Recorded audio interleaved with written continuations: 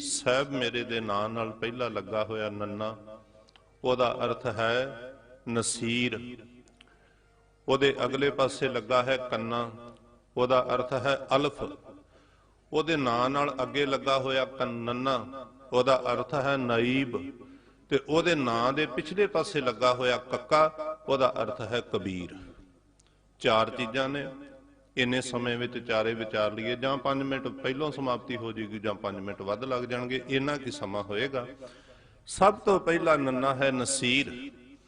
ਨਸੀਰ ਦਾ ਅਰਥ ਹੈ ਅੱਜ ਦੁਨੀਆ ਦੇ ਵਿੱਚ ਉਹ ਪੁਰਖ ਆ ਗਿਆ ਹੈ ਸਰੀਰ ਧਰ ਕੇ, ਜਿਹੜਾ ਸਾਰੀ ਸੰਸਾਰ ਤੇ ਵਿਚਰੇਗਾ।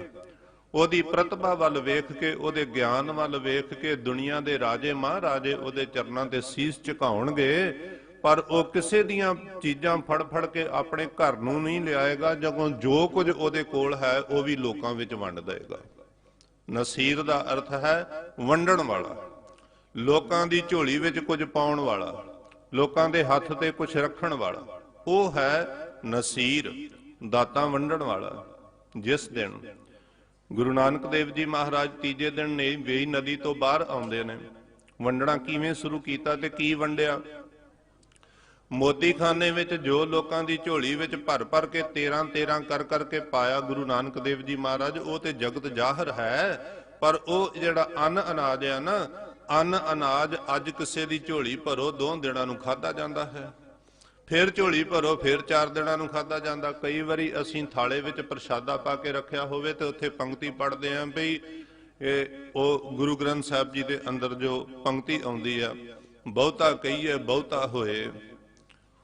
ਉਹ ਜਿਹੜੇ 4 ਪ੍ਰਸ਼ਾਦੇ ਆ ਤੇ 4 8 9 10 ਕਹਿੰਦੇ ਆ, ਪ੍ਰਸ਼ਾਦੇ ਵੱਧ ਥੋੜੇ ਜਾਣੇ ਆ, ਉਹ ਪੰਕਤੀ ਪ੍ਰਸ਼ਾਦੇ ਤੇ ਨਹੀਂ। ਗੁਰੂ ਨਾਨਕ ਦੇਵ ਜੀ ਨੇ ਮੋਦੀਖਾਨੇ ਵਿੱਚ ਜੋ ਵੰਡਿਆ, ਗਰੀਬਾਂ ਦੀਆਂ ਝੋਲੀਆਂ ਭਰੀਆਂ, ਉਹ ਵੀ ਇੱਕ ਪੱਖ ਹੈ।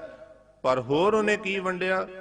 ਉਹਨੇ ਕੇਵਲ ਤਨ ਦੀ ਖੁਰਾਕ ਨਹੀਂ ਵੰਡੀ, ਉਹਨੇ ਮਨ ਦੀ ਖੁਰਾਕ ਵੀ ਵੰਡੀ, ਜਿਸ ਖੁਰਾਕ ਦੇ ਨਾਲ ਲੋਕੀ ਆਤਮਿਕ ਤੌਰ ਤੇ ਉੱਚੇ ਉੱਠ ਸਕਣ। ਤੀਜੇ ਦਿਨ ਵੇਈ ਨਦੀ ਵਿੱਚੋਂ ਬਾਹਰ ਆਉਂਦੇ ਨੇ। ਬਾਹਰ ਆਣ ਕੇ ਮੋਦੀਖਾਨੇ ਦਾ ਹਿਸਾਬ ਵੀ ਕਰ ਦਿੰਦੇ ਨੇ। 760 ਰੁਪਏ ਜਿਹੜੇ ਵੱਧਦੇ ਨੇ, ਅੱਧੇ ਆਪਣੀ ਪਤਨੀ ਸਾਡੇ ਸਤਿਕਾਰਯੋਗ ਮਾਤਾ ਸੁਲੱਖਣੀ ਜੀ ਨੂੰ ਦੇ ਦਿੰਦੇ ਨੇ, ਅੱਧੇ ਗਰੀਬਾਂ ਵਿੱਚ ਵੰਡ ਦਿੰਦੇ ਨੇ। ਤੇ ਭਾਈ ਮਰਦਾਨੇ ਨੂੰ ਕਹਿੰਦੇ ਨੇ, ਮਰਦਾਨਿਆਂ ਭੈਣ ਨਾਨਕੀ ਨੂੰ ਕਹਿ ਅਸੀਂ ਇੱਕ ਰਬਾਬ ਲੈਣੀ ਹੈ। 7 ਰੁਪਏ ਭੈਣ ਨਾਨਕੀ ਨੇ ਉਸ ਸਮੇਂ ਦਿੱਤੇ। ਆਖਿਆ ਮਰਦਾਨਿਆਂ ਵਧੀਆ ਰਬਾਬ ਮੇਰੇ ਵੀਰ ਵਾਸਤੇ ਲਿਆਈ, ਜੇ ਹੋਰ ਪੈਸੇ ਚਾਹੀਦੇ ਹੋਣਗੇ ਮੈਂ ਹੋਰ ਵੀ ਦਿਆਂਗੀ। ਤੀਜੇ ਦਿਨ ਜਦੋਂ ਆਉਂਦੇ ਨੇ, ਰਬਾਬ ਵੀ ਖਰੀਦ ਲਈ ਜਾਂਦੀ ਆ। ਪੁੱਛਿਆ ਜਾਂਦਾ, ਮਹਾਰਾਜ ਤੁਸੀਂ ਕਿੱਥੇ ਗਏ ਸੀ? ਗਰੀਬ ਨਵਾਜ ਜੀ ਕਹਿੰਦੇ ਨੇ ਮੈਂ ਸੱਚਖੰਡ ਗਿਆ ਸੀ। ਕੀ ਲਿਆਏ ਹੋ? ਆਖਿਆ ਉੱਥੋਂ ਲੈ ਕੇ ਆਏ ਆ ਇੱਕ ਤੇ ਮੂਲ ਮੰਤਰ। ਹੋਰ ਕੀ ਲਿਆਏ ਹੋ ਸੱਚਖੰਡ ਵਿੱਚੋਂ? ਭਾਈ ਗੁਰਦਾਸ ਜੀ ਕਹਿੰਦੇ ਨੇ ਬਾਬਾ ਪੈਂਦਾ ਸੱਚਖੰਡ, ਨੌ ਨਿਧ ਨਾਮ ਗਰੀਬੀ ਪਾਈ। ਨੌ ਨਿਧ ਸਾਰੇ ਸੰਸਾਰ ਦੇ ਸੁੱਖ ਮੇਰੇ ਮਾਲਕ ਦੇ ਚਰਨਾਂ ਵਿੱਚ ਹੈ। ਗਰੀਬੀ ਅੰਦਰ ਦੀ ਨਿਮਰਤਾ, ਕਿਉਂਕਿ ਭਾਈ ਗੁਰਦਾਸ ਜੀ ਕਹਿੰਦੇ ਨੇ ਜਿਵੇਂ ਪਾਣੀ ਨਵਾਉਣ ਵਾਲੇ ਪਾਸੇ ਨੂੰ ਆਪਣੇ ਆਪ ਹੀ ਚਲਿਆ ਜਾਂਦਾ, ਪਾਣੀ ਨੂੰ ਉਧਰ ਖੜਨਾ ਨਹੀਂ ਪੈਂਦਾ, ਤੇ ਉੱਚੇ ਪਾਸੇ ਜਿੰਨਾ ਮਰਜ਼ੀ ਯਤਨ ਕਰੋ ਪਾਣੀ ਜਾਂਦਾ ਨਹੀਂ। ਅੰਮ੍ਰਿਤ ਸੰਗਤ ਵਿੱਚ ਵਰਖਾ ਹੁੰਦੀ ਆ, ਅੰਮ੍ਰਿਤ ਦੀ ਗੁਰਬਾਣੀ ਦੇ ਰਾਹੀਂ, ਪਰ ਉਹਨਾਂ ਦੇ ਹਿਰਦਿਆਂ ਵਿੱਚ ਇਹ ਅੰਮ੍ਰਿਤ ਠਹਿਰਦਾ ਹੈ ਜਿਨ੍ਹਾਂ ਦੇ ਹਿਰਦੇ ਨੀਵੇਂ ਨੇ, ਜਿਨ੍ਹਾਂ ਦੇ ਅੰਦਰ ਨਿਮਰਤਾ ਹੈ। ਨੌ ਨਿਧ ਨਾਮ ਗਰੀਬੀ ਪਾਈ। ਫਿਰ ਮਹਾਰਾਜ ਦੱਸਦੇ ਨੇ ਵੀ ਮੈਂ ਕਿਵੇਂ ਗਿਆ, ਉੱਥੇ ਕੀ ਹੋਇਆ ਦਰਗਾਹ ਵਿੱਚ, ਤੇ ਹੁਣ ਇਹ ਵੰਡਾਂਗੇ ਕਿੱਦਾਂ। ਮਹਾਰਾਜ ਕਹਿੰਦੇ ਨੇ ਹਉ ਢਾਡੀ ਵੇਕਾਰ ਕਰ ਲਾਇਆ, ਰਾਤ ਦੇਹੋਂ ਕੇ ਵਾਰ ਧੁਰੋਂ ਫਰਮਾਇਆ।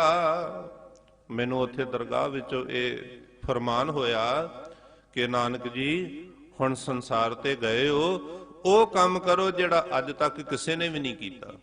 ਕੀ ਕਰਨਾ ਹੈ? ਰਾਤ ਦੇਹੋਂ ਕੇ ਵਾਰ ਧੁਰੋਂ ਫਰਮਾਇਆ।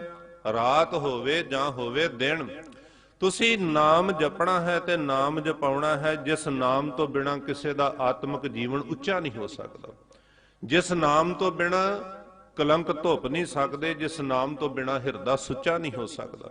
ਰਾਤ ਦੇਹੋ ਕੇ ਵਾਰ ਧੁਰੋਂ ਫਰਮਾਇਆ। ਹੋਰ ਕੀ ਸੀ? ਫਿਰ ਮਹਾਰਾਜ ਕਹਿੰਦੇ ਨੇ ਕਿ ਸੱਚੀ ਸਿਫਤ ਸਲਾਹ ਕੱਪੜਾ ਆਇਆ।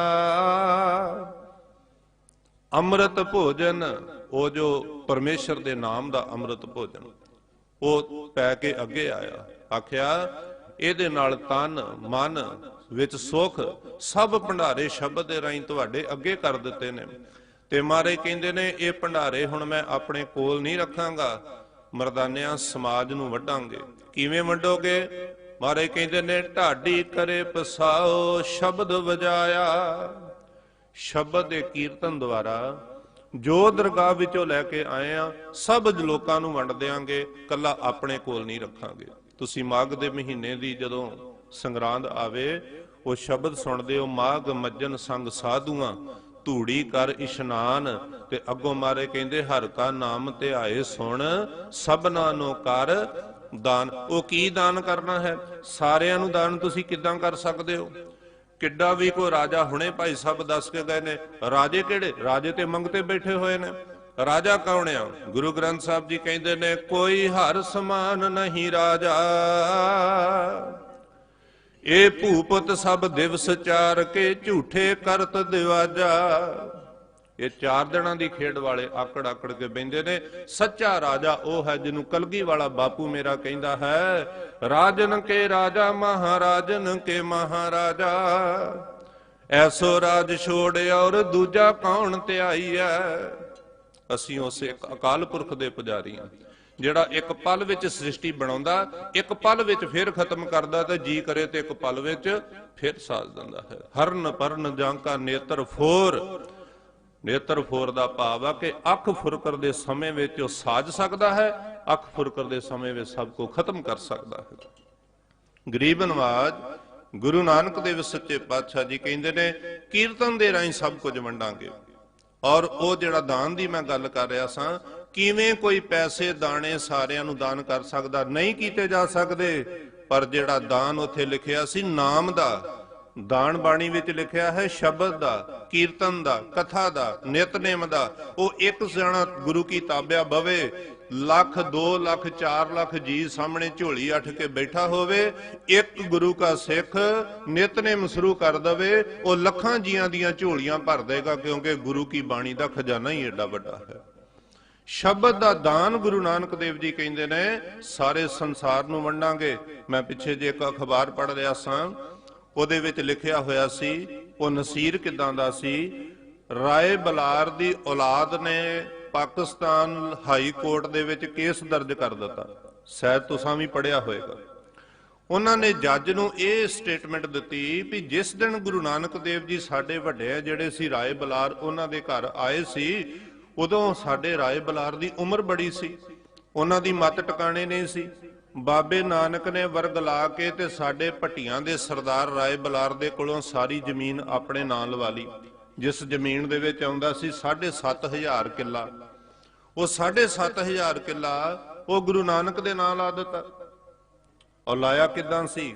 ਲਾਇਆ ਇਸ ਤਰ੍ਹਾਂ ਸੀ ਵੀ ਗੁਰੂ ਨਾਨਕ ਦੇਵ ਜੀ ਜਦੋਂ ਰਾਏ ਬਲਾਰ ਦੀ ਬੇਨਤੀ ਨੂੰ ਦਰਸ਼ਨ ਦੇਣ ਗਏ, ਰਾਏ ਬਲਾਰ ਨੇ ਸਰਕਾਰੀ ਕਾਗਜ਼ ਮੰਗਵਾ ਕੇ ਆਖਿਆ ਭਈ ਹੇ ਗੁਰੂ ਨਾਨਕ ਦੇਵ ਜੀ ਮੇਰੀ ਗਰੀਬ ਦੀ ਭੇਟਾ ਪ੍ਰਵਾਨ ਕਰਿਓ। ਸਰਕਾਰੀ ਕਾਗਜ਼ ਤੇ ਲਿਖਿਆ ਤਲਵੰਡੀ ਦਾ ਨਾਂ ਸੀ, ਤਲਵੰਡੀ ਰਾਏ ਭੋਏ। ਰਾਏ ਭੋਏ ਜਿਹੜਾ ਨਾ ਇਹ ਰਾਏ ਬਲਾਰ ਦੇ ਪਿਓ ਦਾ ਨਾਂ ਸੀ, ਤੇ ਉਹਨੇ ਇਹ ਤਲਵੰਡੀ ਵਸਾਈ ਹੋਈ ਸੀ। ਉਹਨੇ ਆਖਿਆ ਰਾਏ ਭੋਏ ਚਲਿਆ ਗਿਆ, ਮੇਰਾ ਦਾਦੇ ਪੜਦਾਦੇ ਬੜੇ ਤਗੜੇ ਰਾਜੇ ਸੀ, ਰਾਏ ਦਾ ਅਰਥ ਹੁੰਦਾ ਰਾਜਾ, ਇਹ ਸਾਰੇ ਦੁਨੀਆ ਤੋਂ ਚਲੇ ਗਏ, ਸਦਾ ਨਹੀਂ ਰਹੇ। ਹੁਣ ਤਲਵੰਡੀ ਰਾਏ ਭੋਏ ਨਹੀਂ ਰਹੇਗੀ, ਅੱਜ ਤੋਂ ਬਾਅਦ ਤਲਵੰਡੀ ਉਹਦੇ ਨਾਂ ਤੇ ਲਾ ਦਿਆਂਗਾ ਜਿਨੇ ਦੁਨੀਆ ਤੇ ਇੱਕ ਵਾਰੀ ਆ ਗਿਆ ਤੇ ਮੁੜ ਕੇ ਕਦੀ ਜਾਣਾ ਹੀ ਨਹੀਂ। ਉਹ ਕੌਣ ਸੀ? ਉਹਨੇ ਸਰਕਾਰੀ ਕਾਗਜ਼ ਦੇ ਉੱਤੇ ਲਿਖ ਦਿੱਤਾ, ਵਸੀਅਤ ਕਰ ਦਿੱਤੀ, ਇਹ ਮੇਰੀ ਤਲਵੰਡੀ ਹੁਣ ਮੇਰੇ ਬਾਪੂ ਦੇ ਨਾਂ ਤੇ ਨਹੀਂ ਰਹੇਗੀ, ਇਹ ਗੁਰੂ ਨਾਨਕ ਦੇਵ ਜੀ ਦੇ ਨਾਂ ਤੇ ਲਿਖ ਦਿੱਤੀ ਆ। ਔਰ ਤਲਵੰਡੀ ਰਾਏ ਭੋਏ ਨਹੀਂ ਰਹੀ, ਉਹਦਾ ਨਾਂ ਉਦੋਂ ਤੋਂ ਪੈ ਗਿਆ ਸੀ ਤਲਵੰਡੀ ਨਹੀਂ, ਨਨਕਾਣਾ ਸਾਹਿਬ। ਇਹ ਉਹ ਰਾਏ ਬਲਾਰ ਨੇ ਲਿਖਿਆ ਸੀ। ਅੱਜ ਤੋਂ ਬਾਅਦ ਰਾਏ ਭੋਏ ਦੀ ਤਲਵੰਡੀ ਕੋਈ ਨਹੀਂ ਕਹੇਗਾ, ਇਹਨੂੰ ਨਾਨਕ ਦੀ ਤਲਵੰਡੀ ਕਹੇ ਜਾਏਗਾ। ਤੇ ਔਰ ਨਾਂ ਲਿਖ ਦਿੱਤਾ ਨਨਕਾਣਾ ਸਾਹਿਬ। 7,500 ਕਿੱਲਾ ਗੁਰੂ ਨਾਨਕ ਦੇਵ ਜੀ ਦੇ ਨਾਂ ਲਾ ਦਿੱਤਾ ਉਹਨੇ। ਜਦੋਂ ਲਾਇਆ, ਸਮੇਂ ਨਾਲ ਰਾਏ ਬਲਾਰ ਦੇ ਕੋਲ ਹੋਰ ਬੜੀ ਜ਼ਮੀਨ ਸੀ, ਹਜ਼ਾਰਾਂ ਏਕੜ। ਉਹਦੇ ਅਜਾਸ਼ ਪੁੱਤ ਪੋਤਰਿਆਂ ਨੇ ਜ਼ਮੀਨਾਂ ਵੇਚਦਿਆਂ ਜਦੋਂ ਹੁਣ ਬਿਲਕੁਲ ਮੁੱਕ ਗਈ, ਤੇ ਉਹਨਾਂ ਨੇ ਉਸ ਪਾਸੇ ਨਨਕਾਣਾ ਸਾਹਿਬ ਵੱਲ ਨੂੰ ਮੂੰਹ ਕੀਤਾ। ਜੱਜ ਨੂੰ ਇਹ ਗੱਲ ਆਖੀ ਵੀ ਗੁਰੂ ਨਾਨਕ ਦੇਵ ਜੀ ਨੇ ਵਰਗਲਾ ਕੇ ਸਾਡੇ ਬਾਪੂ ਕੋਲੋਂ ਜ਼ਮੀਨ ਲਿਖਾ ਲਈ। ਜੱਜ ਦੀਆਂ ਅੱਖਾਂ ਵਿੱਚ ਪਾਣੀ ਆ ਗਿਆ। ਲਾਹੌਰ ਹਾਈ ਕੋਰਟ, ਉਹ ਜੱਜ ਦੀ ਕੀ ਸਟੇਟਮੈਂਟ ਸੀ? ਉਹਨੇ ਫਾਈਲ ਕੀਤੀ ਬੰਦ। ਉਹਨੇ ਆਖਿਆ, ਓਏ ਭੱਟੀਓ, ਤੁਸੀਂ ਇਹ ਦੱਸੋ, ਤੁਹਾਡੇ ਵੱਡਿਆਂ ਨੇ ਏਡੀ ਵੱਡੀ ਸੇਵਾ ਕੀਤੀ ਗੁਰੂ ਨਾਨਕ ਦੇਵ ਜੀ ਦੀ, ਤੇ ਉਹਨਾਂ ਸੇਵਾ ਕਰਨ ਵਾਲਿਆਂ ਦੇ ਮੱਥੇ ਤੇ ਕਲੰਕ ਲਾਉਂਦੇ ਜੇ ਵੀ ਉਹ ਸ਼ਦਾਈ ਸੀ, ਉਹਨਾਂ ਦੀ ਮੱਤ ਟਿਕਾਣੇ ਨਹੀਂ ਸੀ। ਤੁਸੀਂ ਇਹ ਦੱਸੋ, ਜੇ ਬਾਬੇ ਨਾਨਕ ਨੇ ਵਰਗ ਲਾ ਕੇ ਜ਼ਮੀਨ ਤੁਹਾਡੇ ਵੱਡਿਆਂ ਕੋਲੋਂ ਆਪਣੇ ਨਾਂ ਲਵਾਈ ਹੁੰਦੀ ਤੇ 7,500 ਕਿੱਲਾ ਥੋੜਾ ਨਹੀਂ ਹੁੰਦਾ। ਕਦੀ ਗੁਰੂ ਨਾਨਕ ਸਾਹਿਬ ਉਸ ਪੈਲੀ ਤੇ ਹਲ ਵਾਉਣ ਆਏ ਸੀ? ਉਹ ਆਂਦੇ ਵੀ ਨਹੀਂ ਆਏ। ਗੁਰੂ ਨਾਨਕ ਦੇ 2 ਪੁੱਤ ਸੀ, ਲਖਮੀ ਦਾਸ, ਬਾਬਾ ਸ੍ਰੀ ਚੰਦ, ਉਹਨਾਂ ਦੇ ਗਾਂ ਪੁੱਤ ਪੋਤਰੇ। ਅੱਜ ਤੱਕ ਉਹਨੇ ਆਖਿਆ ਹਿੰਦੁਸਤਾਨ ਵਿੱਚ ਅੰਸ ਬੰਸ ਚੱਲ ਰਹੀ ਆ। ਦੇਸ਼ ਦੀ ਵੰਡ ਦੇ ਸਮੇਂ 1947 ਤੋਂ ਬਾਅਦ ਜੇ ਉਹ 7,500 ਕਿੱਲੇ ਦੇ ਉੱਤੇ ਕਬਜ਼ਾ ਕੀਤਾ ਹੁੰਦਾ, ਉਹਨਾਂ ਨੇ ਹਿੰਦੁਸਤਾਨ ਵਿੱਚ 7,500 ਕਿੱਲਾ ਲੈ ਲੈਣਾ ਸੀ। ਉਹਨਾਂ ਤੁਹਾਡੀ ਪੈਲੀ ਵੱਲ ਕਿਸੇ ਨੇ ਮੂੰਹ ਵੀ ਨਹੀਂ ਕੀਤਾ। ਤੁਸੀਂ ਤੇ 7,500 ਕਿੱਲਾ ਕਹਿੰਦੇ ਹੋ। ਕੁੱਲ ਦੁਨੀਆ ਤੇ ਗੁਰੂ ਨਾਨਕ ਦੇਵ ਜੀ ਗਏ, ਰਾਜੇ ਮਹਾਰਾਜਿਆਂ ਨੇ ਹੀਰਿਆਂ ਮੋਤੀਆਂ ਦੇ ਢੇਰ ਲਾ ਦਿੱਤੇ ਬਾਬੇ ਤੇ ਅੱਗੇ, ਤੇ ਗੁਰੂ ਨਾਨਕ ਦੇਵ ਜੀ ਨੇ ਦੋਵਾਂ ਹੱਥਾਂ ਨਾਲ ਲੋਕਾਂ ਨੂੰ ਵੰਡ ਦਿੱਤੇ ਵੀ ਮੈਂ ਇਕੱਠਾ ਕਰਨ ਨਹੀਂ ਆਇਆ, ਮੈਂ ਤੇ ਵੰਡਣ ਵਾਸਤੇ ਆਇਆ। ਇਹ ਉਹਦੇ ਨਾਂ ਦੇ ਅੱਗੇ ਪਹਿਲਾ ਲੱਗਾ ਹੋਇਆ ਨੰਨਾ ਇਹ ਗੱਲ ਕਹਿੰਦਾ, ਸਭ ਬਰਕਤਾਂ ਦੇ ਹੁੰਦਿਆਂ ਵੀ ਝੋਲੀਆਂ ਪੰਡਾਂ ਭਰ ਭਰ ਕੇ ਘਰ ਨੂੰ ਨਹੀਂ ਲਿਆਏਗਾ, ਸਗੋਂ ਜੋ ਕੁਝ ਘਰ ਹੈਗਾ ਉਹ ਗਰੀਬਾਂ ਦੀ ਝੋਲੀ ਵਿੱਚ ਪਾ ਕੇ ਤੇ ਲੋਕਾਂ ਦੀ ਬਾਹ ਫੜੇਗਾ। ਅਗਲਾ ਹੈ ਉਹਦੇ ਨਾਂ ਦੇ ਨਾਲ ਕੰਨਾ। ਕੰਨੇ ਦਾ ਅਰਥ ਹੈ ਅਲਫ। ਅਲਫ ਦਾ ਭਾਵ ਹੈ ਇੱਕ। ਦੁਨੀਆ ਤੇ ਜਿੰਨੇ ਵਹਿਮ ਭਰਮ ਪਏ ਨੇ, ਇਹ ਅੱਜ ਉਸ ਵੱਡੀ ਹਸਤੀ ਦਾ ਅਵਤਾਰ ਪੁਰਬ ਹੈ। ਇਹ ਦੁਨੀਆ ਦੇ ਵਹਿਮਾਂ ਭਰਮਾਂ ਚ ਲੋਕਾਂ ਚੋਂ ਕੱਢ ਕੇ ਉਹਨਾਂ ਲੋਕਾਂ ਨੂੰ ਇੱਕ ਨਾਲ ਜੋੜੇਗਾ। ਇਹ ਇੱਕ ਤੋਂ ਬਿਨਾ ਨਾ ਕਿਸੇ ਨੂੰ ਜਪੇਗਾ ਤੇ ਨਾ ਜਪਣ ਦਾ ਹੁਕਮ ਦੇਗਾ। ਉਹਦਾ ਹੁਕਮ ਸੀ, ਸਾਹਿਬ ਮੇਰਾ ਏਕੋ ਹੈ, ਏਕੋ ਹੈ ਭਾਈ ਏਕੋ ਹੈ। ਫਿਰ ਇੱਕ ਆਵਾਜ਼ ਵਿੱਚ, ਸਾਹਿਬ ਮੇਰਾ ਏਕੋ ਹੈ, ਏਕੋ ਹੈ ਭਾਈ ਏਕੋ ਹੈ। ਔਰ ਕਿਵੇਂ ਇੱਕ ਸੀ? ਗੁਰੂ ਨਾਨਕ ਦੇਵ ਜੀ ਮਹਾਰਾਜ ਦੇ ਕੰਨੀ ਆਵਾਜ਼ ਪਈ। ਸਿਆਲਕੋਟ ਦੇ ਤੜਫਦੇ ਹੋਏ ਲੋਕ, ਬਾਬਾ ਝੱਟ ਉੱਥੇ ਪਹੁੰਚ ਗਿਆ। ਪਹੁੰਚ ਗਏ ਕੀ ਕਿਉਂ ਪਹੁੰਚੇ ਉੱਥੇ? ਉੱਥੇ ਇੱਕ ਮੁਸਲਮਾਨ ਪੀਰ ਸੀ, ਬੜਾ ਤਾਂਤਰਿਕ ਵਿਦਿਆ ਦੇ ਵਿੱਚ ਪੁੱਗਿਆ ਹੋਇਆ, ਜਿਹਦਾ ਨਾਂ ਸੀ ਹਮਜਾ ਗੌਂਸ। ਹਮਜਾ ਗੌਂਸ ਨੇ ਪ੍ਰਣ ਕਰ ਲਿਆ ਵੀ ਅੱਜ ਸ਼ਾਮਾਂ ਤੱਕ ਤਾਂਤਰਿਕ ਵਿਦਿਆ ਦੀ ਮੈਂ ਇਹ ਪੜ੍ਹਾਈ ਸ਼ੁਰੂ ਕਰ ਦਿੱਤੀ ਆ। ਉਧਰੋਂ ਸੂਰਜ ਡੁੱਬ ਜਾਏਗਾ, ਉਧਰੋਂ ਸਿਆਲਕੋਟ ਸ਼ਹਿਰ ਦੇ ਲੋਕ ਜਿਹੜੇ ਨੇ ਉਹ ਸਾਰਾ ਸ਼ਹਿਰ ਗਰਕ ਹੋ ਜਾਏਗਾ, ਸ਼ਹਿਰ ਗਰਕ ਹੋ ਜਾਏਗਾ, ਕੋਈ ਜੀ ਨਹੀਂ ਬਚੇਗਾ। ਜੀ ਤਰਾਸ ਕਰ ਲੱਗ ਪਏ ਵੀ ਹਮਜਾ ਗੌਂਸ ਨੂੰ ਕੌਣ ਰੋਕੇ? ਫਿਰ ਉਹ ਰੋਕਣ ਆਇਆ ਜਿਨੇ ਇਹੋ ਜਿਹੇ ਅਨੇਕਾਂ ਪੀਰ ਪ੍ਰਗਟ ਕੀਤੇ ਹੋਏ ਸੀ। ਗੁਰੂ ਨਾਨਕ ਦੇਵ ਜੀ ਮਹਾਰਾਜ ਹਮਜਾ ਗੌਂਸ ਦੇ ਮਗਰਲੇ ਪਾਸੇ ਆ ਖਲੋਤੇ। ਮਰਦਾਨਿਆਂ, ਇਹ ਕੀ ਪੜ੍ਹਦੇ ਆ? ਆਂਦੇ ਜੀ ਕਵਾਲ ਕਵਾਲੀਆਂ ਪੜ੍ਹਦੇ ਆ। ਮਹਾਰਾਜ ਕਹਿੰਦੇ ਖਲੋ ਫਿਰ ਅਸੀਂ ਵੀ ਇੱਥੇ ਕੁਝ ਪੜ੍ਹੀਏ। ਗੁਰੂ ਨਾਨਕ ਦੇਵ ਜੀ ਮਕਬਰੇ ਦੇ ਲਾਗੇ ਖਲੋ ਕੇ, ਕਿਉਂਕਿ ਉਹਦੀ ਇੱਕ ਸ਼ਰਤ ਸੀ, ਸੂਰਜ ਦੀ ਧੁੱਪ ਨਹੀਂ ਮੇਰੇ ਮਕਬਰੇ ਦੇ ਅੰਦਰ ਆਉਣੀ ਚਾਹੀਦੀ। ਜਿੱਥੇ ਭੋਰੇ ਦੇ ਵਿੱਚ ਬੈਠਾ ਸੀ ਦਰਵਾਜ਼ਾ ਬੰਦ ਕਰਕੇ, ਉਹਦੇ ਮਕਬਰੇ ਦੇ ਲਾਗੇ ਖਲੋ ਕੇ ਗੁਰੂ ਨਾਨਕ ਦੇਵ ਜੀ ਕਹਿੰਦੇ ਨੇ, ਇੱਕ ਓੰਕਾਰ। ਜਦੋਂ ਇਸ ਵੇਲੇ ਇਹ ਆਵਾਜ਼ ਉੱਚੀ ਕੀਤੀ, ਮਕਬਰੇ ਦਾ ਜਿਹੜਾ ਉੱਪਰਲਾ ਗੁੰਬਦ ਸੀ ਉਹ ਕੜਕੜ ਕਰਕੇ ਪਾਟ ਗਿਆ। ਧੁੱਪ ਅੰਦਰ ਗਈ। ਉਹ ਜਦੋਂ ਕੰਬਿਆ ਮਕਬਰਾ, ਹਮਜਾ ਗੌਸ ਦੌੜਿਆ ਬਾਹਰ ਨੂੰ। ਆਪਣੇ ਬੰਦਿਆਂ ਨੂੰ ਕਹਿੰਦਾ, ਉਹ ਕੀ ਹੋਇਆ? ਭੁਚਾਲ ਏਡਾ ਇਹ ਕਿੱਦਾਂ ਹੋ ਗਿਆ? ਉਹਨਾਂ ਕਿਹਾ, ਭੁਚਾਲ ਨਹੀਂ ਆਇਆ ਜੀ, ਉਹ ਕੋ ਸਾਧੂ ਆਣ ਕੇ ਖਲੋਤੇ ਨੇ, ਉਹਨਾਂ ਆਪਣੀ ਜ਼ਬਾਨ ਤੋਂ ਕੁਝ ਕਿਹਾ ਤੇ ਸਾਰਾ ਤੁਹਾਡਾ ਮਾਠੀ ਭੁੱਲ ਗਿਆ ਹੈ, ਸਭ ਕੰਬ ਗਿਆ। ਆਇਆ, ਆਖਣ ਲੱਗਾ, ਏਡੀ ਤਾਕਤ ਵਾਲਾ ਕੌਣ ਆ ਗਿਆ ਹੈ? ਜਦੋਂ ਗੁਰੂ ਨਾਨਕ ਦੇਵ ਜੀ ਦੇ ਦਰਸ਼ਨ ਕੀਤੇ, ਦਰਸ਼ਨ ਕਰਕੇ ਉਹ ਕੋਈ ਐਸਾ ਦਰਸ਼ਨ ਸੀ ਜਿਹਨੂੰ ਵਿਦਵਾਨ ਭਾਈ ਸਾਹਿਬ ਭਾਈ ਗੁਰਦਾਸ ਜੀ ਕਹਿੰਦੇ ਨੇ, ਦਰਸ਼ਨ ਦੇਖਤ ਹੀ ਸੁਧ ਕੀ ਨਾ ਸੁਧ ਰਹੀ, ਬੁੱਧ ਕੀ ਨਾ ਬੁੱਧ ਰਹੀ, ਮਤ ਮੇ ਨਾ ਮਤ ਹੈ। ਜਦੋਂ ਸਾਹਮਣੇ ਖਲੋਤਾ, ਗਰੀਬ ਨਵਾਜ ਜੀ ਕਹਿੰਦੇ ਨੇ, ਹਮਜਾ ਗੌਸ ਕੀ ਕਰਦਾ ਸੀ ਅੰਦਰ ਬੈਠਾ ਹੋਇਆ? ਕਹਿੰਦਾ ਜੀ ਇਹ ਝੂਠਿਆਂ ਦਾ ਸਹਿਰ ਆ ਤੇ ਮੈਂ ਖਤਮ ਕਰ ਦੇਣਾ। ਮਹਾਰਾਜ ਕਹਿੰਦੇ, ਕਿਦਾਂ ਝੂਠਾ? ਆਂਦੇ ਜੀ ਇੱਥੋਂ ਦੇ ਪਰਿਵਾਰ ਨੇ, ਉਹਨਾਂ ਦੇ ਔਲਾਦ ਨਹੀਂ ਸੀ ਹੁੰਦੀ, ਉਹਨਾਂ ਕਿਹਾ ਸੀ ਵੀ ਜੇ ਸਾਡੇ ਘਰ 2 ਪੁੱਤ ਹੋ ਜਾਣ ਤੇ ਇੱਕ ਤੁਹਾਡੇ ਡੇਰੇ ਤੇ ਮੱਥਾ ਟੇਕ ਦਿਆਂਗੇ ਤੇ ਇੱਕ ਅਸੀਂ ਰੱਖ ਲਾਂਗੇ। ਪੁੱਤ 2 ਉਹਨਾਂ ਦੇ ਘਰ ਮੈਂ ਦੇ ਦਿੱਤੇ ਨੇ। ਮਹਾਰਾਜ ਜਾਂਦੇ ਫੇਰ ਆਖੀ, ਕਹਿੰਦਾ ਜੀ ਮੈਂ ਉਹਨਾਂ ਦੇ ਘਰ 2 ਪੁੱਤ ਦੇ ਦਿੱਤੇ ਨੇ, ਮੇਰੇ ਕਹੇ ਤੇ ਉਹਨਾਂ ਦੇ ਘਰ 2 ਪੁੱਤ ਹੋ ਗਏ। ਹੁਣ ਉਹ ਪੁੱਤ ਚੜਾਉਂਦੇ ਨਹੀਂ ਤੇ ਇਹ ਝੂਠਿਆਂ ਦਾ ਸ਼ਹਿਰ ਆ ਤੇ ਮੈਂ ਛੱਡਣਾ ਨਹੀਂ, ਮੈਂ ਗਰਕ ਕਰ ਦੇਣਾ। ਮੇਰੇ ਪਾਤਸ਼ਾਹ ਨੂੰ ਉਹਦੇ ਉੱਤੇ ਰੋਸ ਆਇਆ, ਭਈ ਹੱਦ ਹੋ ਗਈ, ਤੂੰ ਕੌਣ ਹੋ ਗਿਆ ਲੋਕਾਂ ਨੂੰ ਪੁੱਤ ਦੇਣ ਵਾਲਾ। ਮਾਰੇ ਕਹਿੰਦੇ ਨੇ ਸੁਣ ਭਈ ਪੀਰ ਪੈਗੰਬਰ ਸਾਲਕ ਸਾਧਕ ਸੌਦੇ ਔਰ ਸ਼ਹੀਦ, ਸੇਖ ਮਸਾਇਕ ਕਾਜੀ ਮੁੱਲਾ ਦਰ ਦਰਵੇਸ਼ ਰਸੀਦ, ਬਰਕਤ ਤਿਨ ਕਉ ਅਗਲੀ ਪੜਦੇ ਰਹਿਣ ਦਰੂਦ। ਮਾਰੇ ਕਹਿੰਦੇ ਓਏ ਹਮਜਾ ਗੌਂਸ, ਤੂੰ ਪੁੱਤ ਦੇਣ ਵਾਲਾ ਕਿੱਥੋਂ ਆ ਗਿਆ। ਸੁਣ ਤੇਰੇ ਵਰਗੇ ਕਈ ਪੀਰ ਪੈਗੰਬਰ ਵੱਡੇ ਵੱਡੇ ਔਲੀਏ ਉਸ ਪਰਮਾਤਮਾ ਦੇ ਘਰ ਦੇ ਅੱਗੇ ਹੱਥ ਜੋੜ ਕੇ ਰਾਤ ਦਿਨ ਖਲੋਤੇ ਨੇ, ਜਿਹੜੇ ਸਿਆਣੇ ਨੇ, ਤੇਰੇ ਵਰਗੇ ਨਹੀਂ, ਜਿਹੜੇ ਸਿਆਣੇ ਨੇ। ਉਹ ਕੀ ਕਹਿੰਦੇ ਨੇ, ਉਹ ਕਹਿੰਦੇ ਨੇ ਹੇ ਅੱਲਾ ਤੇਰੀ ਬਖਸ਼ਿਸ਼ ਆ ਸਾਡੇ ਉੱਤੇ, ਤੇਰਾ ਕਰਮ ਆ, ਰਹਿਮਤ ਆ। ਅਸੀਂ ਕਿਸੇ ਦੀ ਅਰਦਾਸ ਕਰਨੇ ਆ ਤੇ ਕਿਸੇ ਦਾ ਕੰਮ ਹੋ ਜਾਂਦਾ, ਜਦੋਂ ਕਿਸੇ ਦਾ ਕੰਮ ਹੁੰਦਾ ਤੇ ਲੋਕੀ ਸਾਡੀ ਸਿਫਤ ਕਰਦੇ ਆ, ਪਰ ਹੇ ਖੁਦਾ ਸਿਫਤ ਸਾਡੀ ਨਹੀਂ, ਸਿਫਤਾਂ ਤੇਰੀਆਂ ਨੇ ਜਿਹਦੇ ਅੱਗੇ ਅਰਦਾਸ ਕਰੀਦੀ ਆ। ਤੂੰ ਸਾਡੀ ਅਰਦਾਸ ਮੰਨ ਲੈਣਾ, ਜੇ ਤੂੰ ਸਾਡੀ ਅਰਦਾਸ ਨਾ ਮੰਨੇ ਤੇ ਸਾਨੂੰ ਕੋਈ ਰੋਟੀ ਦਾ ਬੁਰਕੀ ਵੀ ਨਾ ਦੇਵੇ। ਮਾਰੇ ਕਹਿੰਦੇ ਆ ਸੁਣ ਤੇਰੀ ਅਰਦਾਸ ਕੀਤੀ ਤੇ ਉਹਨਾਂ ਦੇ ਘਰ ਪੁੱਤ ਹੋਏ ਤੇ ਤੂੰ ਆਪਣੀ ਹਿੱਕ ਤੇ ਹੱਥ ਮਾਰ ਕੇ ਕਹਿਣਾ ਵੀ ਮੈਂ ਪੁੱਤ ਦਿੱਤੇ ਨੇ। ਜੇ ਤੇਰੇ ਵਰਗਿਆਂ ਦਾ ਸਤਿਕਾਰ ਤਾਂ ਹੀ ਨਹੀਂ ਰਹਿੰਦਾ ਜਦੋਂ ਤੁਸੀਂ ਆਪਣੀ ਹਿੱਕ ਤੇ ਹੱਥ ਮਾਰ ਕੇ ਕਹਿੰਦੇ ਜੇ ਅਸੀਂ ਲੋਕਾਂ ਦੇ ਕੰਮ ਕਰਨੇ ਆ। ਜੇ ਸਦਾ ਸਤਿਕਾਰ ਚਾਹੁੰਦੇ ਹੋ ਨਾ, ਜਦੋਂ ਦੁਨੀਆ ਤੁਹਾਡੀ ਸਿਫਤ ਕਰੇ, ਇੱਕ ਵਾਰੀ ਕਵੇ ਵੀ ਮਹਾਰਾਜ ਤੁਸੀਂ ਅਰਦਾਸ ਕੀਤੀ ਸੀ ਸਾਡਾ ਕੰਮ ਹੋ ਗਿਆ, ਤੁਸੀਂ 10 ਵਾਰੀ ਅੱਗੋਂ ਆਖੋ ਵੀ ਮੈਂ ਨਹੀਂ ਜੇ ਕੀਤਾ ਕੰਮ, ਗੁਰੂ ਨੇ ਕੀਤਾ ਹੈ। ਜਿੱਦਣ ਗੁਰੂ ਪਰਮੇਸ਼ਰ ਤੇ ਗੱਲ ਸੁੱਟੋਗੇ ਤੁਹਾਡੀ ਸਦਾ ਚੜ੍ਹਦੀ ਕਲਾ ਰਹੇਗੀ। ਜਿੱਦਣ ਆਪਣੇ ਆਪ ਤੇ ਉਂਗਲ ਮਾਰ ਕੇ ਆਖੋਗੇ ਵੀ ਅਸੀਂ ਕੰਮ ਕੀਤਾ, ਉਦੋਂ ਪਤਾ ਹੀ ਨਹੀਂ ਲੱਗਣਾ ਵੀ ਤੁਸੀਂ ਕੱਖਾਂ ਵਿੱਚ ਕਿਹੜੇ ਵੇਲੇ ਰੁਲ ਜਾਓਗੇ। ਤੂੰ ਕੌਣ ਹੋ ਗਿਆ ਲੋਕਾਂ ਨੂੰ ਪੁੱਤ ਦੇਣ ਵਾਲਾ। ਸੁਣ ਮਾਰੇ ਕਹਿੰਦੇ ਨੇ ਪੁੱਛ ਨਾ ਦੇਵੈ ਪੁੱਛ ਨਾ ਲੈਵੈ, ਪੁੱਛ ਨਾ ਸਾਜੈ। ਗਰੀਬ ਨਵਾਜੀ ਕਹਿੰਦੇ ਨੇ ਜਿੱਦਣ ਉਹਨੇ ਕਿਤੇ ਤੇਰੇ ਪੁੱਤ ਦੇਣਾ ਹੋਵੇ ਤੇਰੇ ਕਿਸੇ ਘਰ, ਤੁਸੀਂ ਧਾਗੇ ਤਵੀਤ ਕਰ ਕਰਕੇ, ਤਵੀਤ ਲਿਖ ਲਿਖ ਕੇ ਲੋਕਾਂ ਨੂੰ ਦਿੰਦੇ ਹੋ। ਧਾਗੇ ਤਵੀਤ, ਮੈਂ ਕਿ ਇੱਥੇ ਗੁਰੂ ਨਾਨਕ ਦੇਵ ਜੀ ਦੀ ਵਡਿਆਈ ਦਾ ਇੱਕ ਬਚਨ ਹੋਰ ਰੱਖਾਂ ਆਪ ਜੀ ਦੇ ਅੱਗੇ, ਕਿਉਂਕਿ ਇਸ ਗੱਲ ਦਾ ਦੁੱਖ ਵੀ ਆ। ਸਤਿਗੁਰ ਦੇ ਘਰ ਮੱਥੇ ਵੀ ਟੇਕਣੇ ਤੇ ਧਾਗੇ ਤਵੀਤਾਂ ਵਾਲਿਆਂ ਵੱਲ ਲੋਕੀ ਨੇਰੇ ਸਨੇਰੇ ਉੱਥੇ ਵੀ ਹਾਜ਼ਰੀ ਲਵਾਈ ਜਾਂਦੇ ਆ। ਉਹਨਾਂ ਦੀਆਂ ਦੁਕਾਨਾਂ ਐਵੇਂ ਥੋੜੀਆਂ ਚੱਲਦੀਆਂ ਜਾਂਦੀਆਂ।